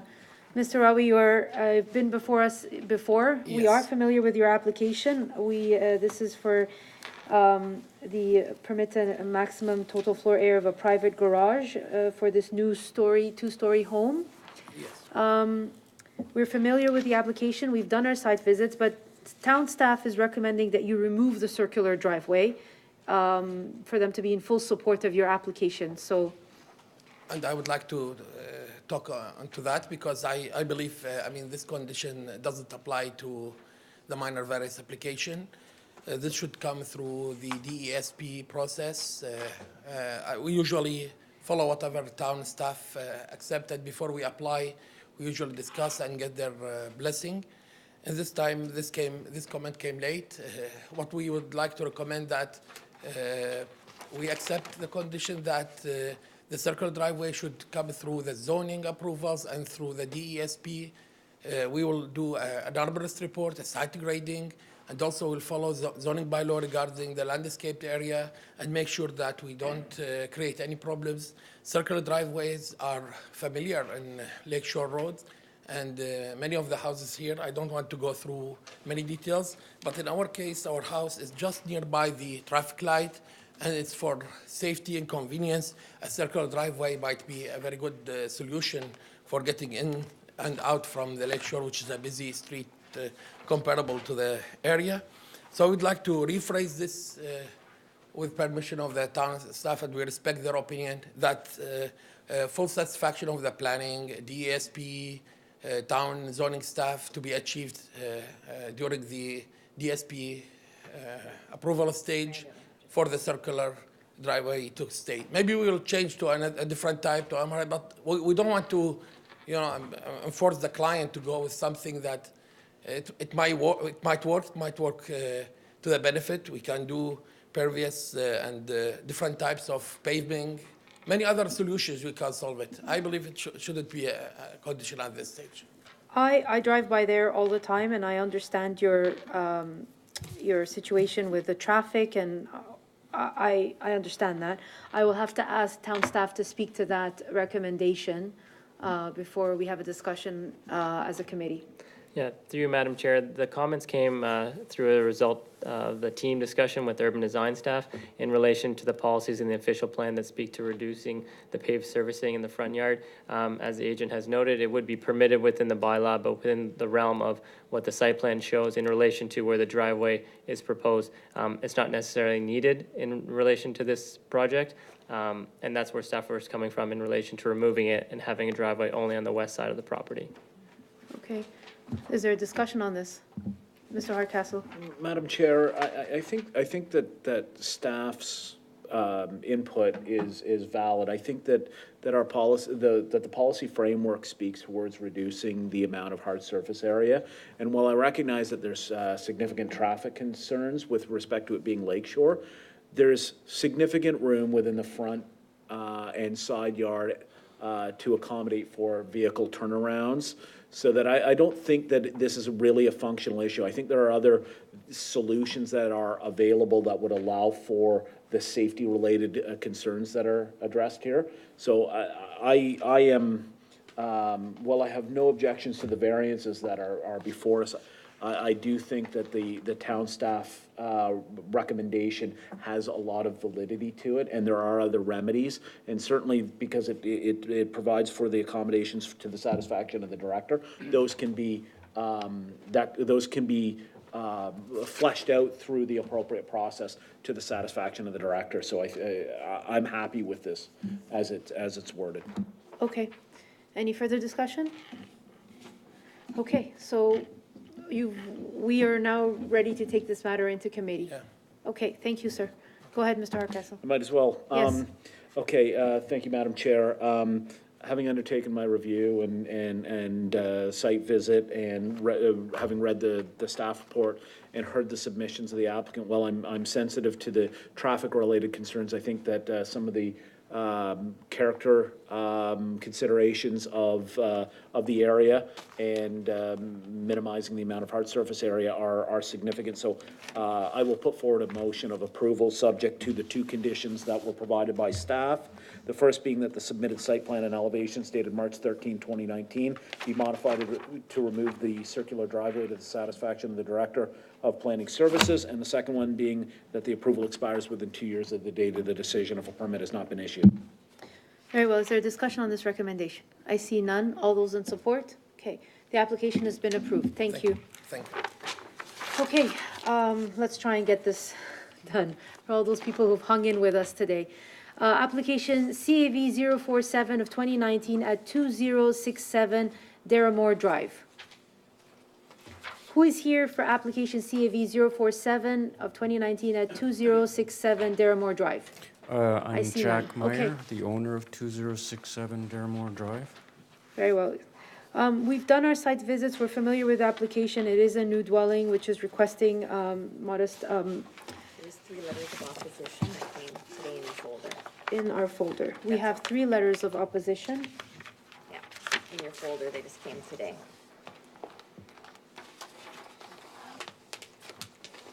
Okay, sir. There's no one here. There's no one here to speak to the opposition, but we do have them on record. Do you have any further comments that you'd like to make to the committee before we do take this matter into committee? This is your time to speak to us. Yes, the Go ahead, sir. town has already agreed to it. This is a copy of an email. This is from Graham Edwards. He's my neighbor immediately to the east. Okay. And he says that there is no objection right here to it. And then I have an email. Can I change? Yes. I have an email here from Jacob Wennekamp. He is my neighbor immediately to the west. And again, he has no issues with my proposal. I showed them the plans, and they had no issues with them. You have to just leave those emails for me. Pardon? Just leave the emails Just for. leave the Yes. emails on the side for me. Thank I shall. Okay. Perfect, yeah. Are there any questions of Mr. Mayor? Am I pronouncing your name correctly? Meyer. Meyer, okay. Mr. Meyer, are there any questions of Mr. Meyer at this time? Or items of clarification? Okay, I see none. Sir, if you have nothing further to add, we're prepared to take this matter into committee. That's okay. Okay. Thank you. Sure, Mr. Flemington, go ahead. Madam Chair, having conducted my site visit and having reviewed the applicant's written submission as well as the town's written staff reports, which I do note that it is in support of, also having taken into account the comments presented by the applicant this evening and the submissions from the public, noting that there were 3 written objections, and there were 2 emails presented this evening in support of. I am prepared to move the motion that the application be approved as applied for, noting that it meets the 4 tests of the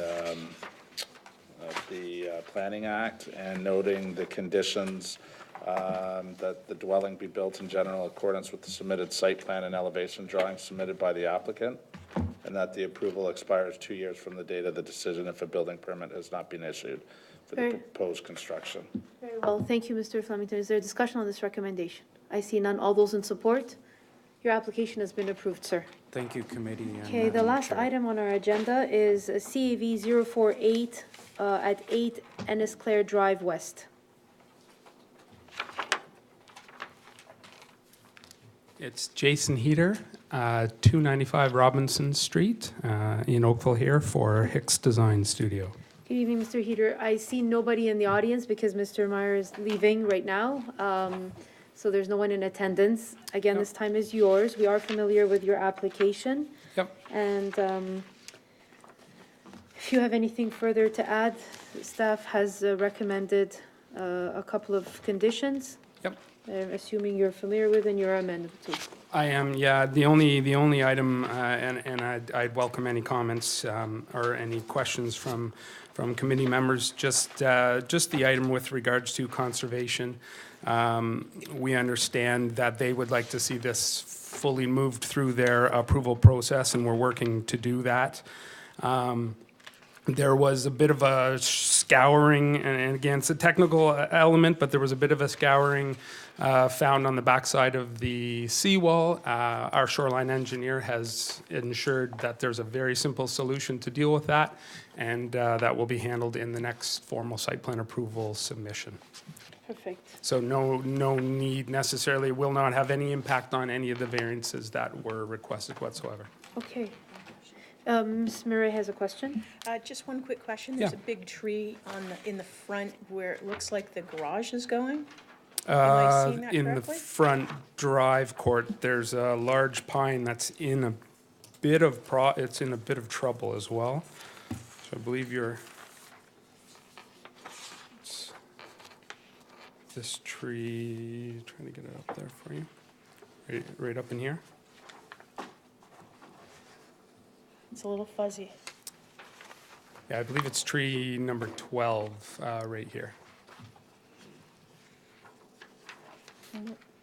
It's by the existing garage, Oh, then it might be the existing garage actually right? sits. It's 2, and then you're going to go to 3? Yes, the existing garage sits right in this location right here. Yeah. Yep. and So what's happening with some of those trees? Those trees are being removed through the site plan approval process. Okay. They're part and parcel to the review of by city staff through site plan approval. Okay, Yeah. thank you. Very well. Any further questions or items of clarification? Okay. If you're ready, we can take this matter into committee. By all means. Yeah. Okay, thank you. Mr. Hardcastle? Or who's moving it? Oh, you were. Okay, I apologize. Madam Chair, having conducted my site visit, reviewed the applicant's submission, as well as the town's written staff report, which I note the staff is in support of, having also taken into account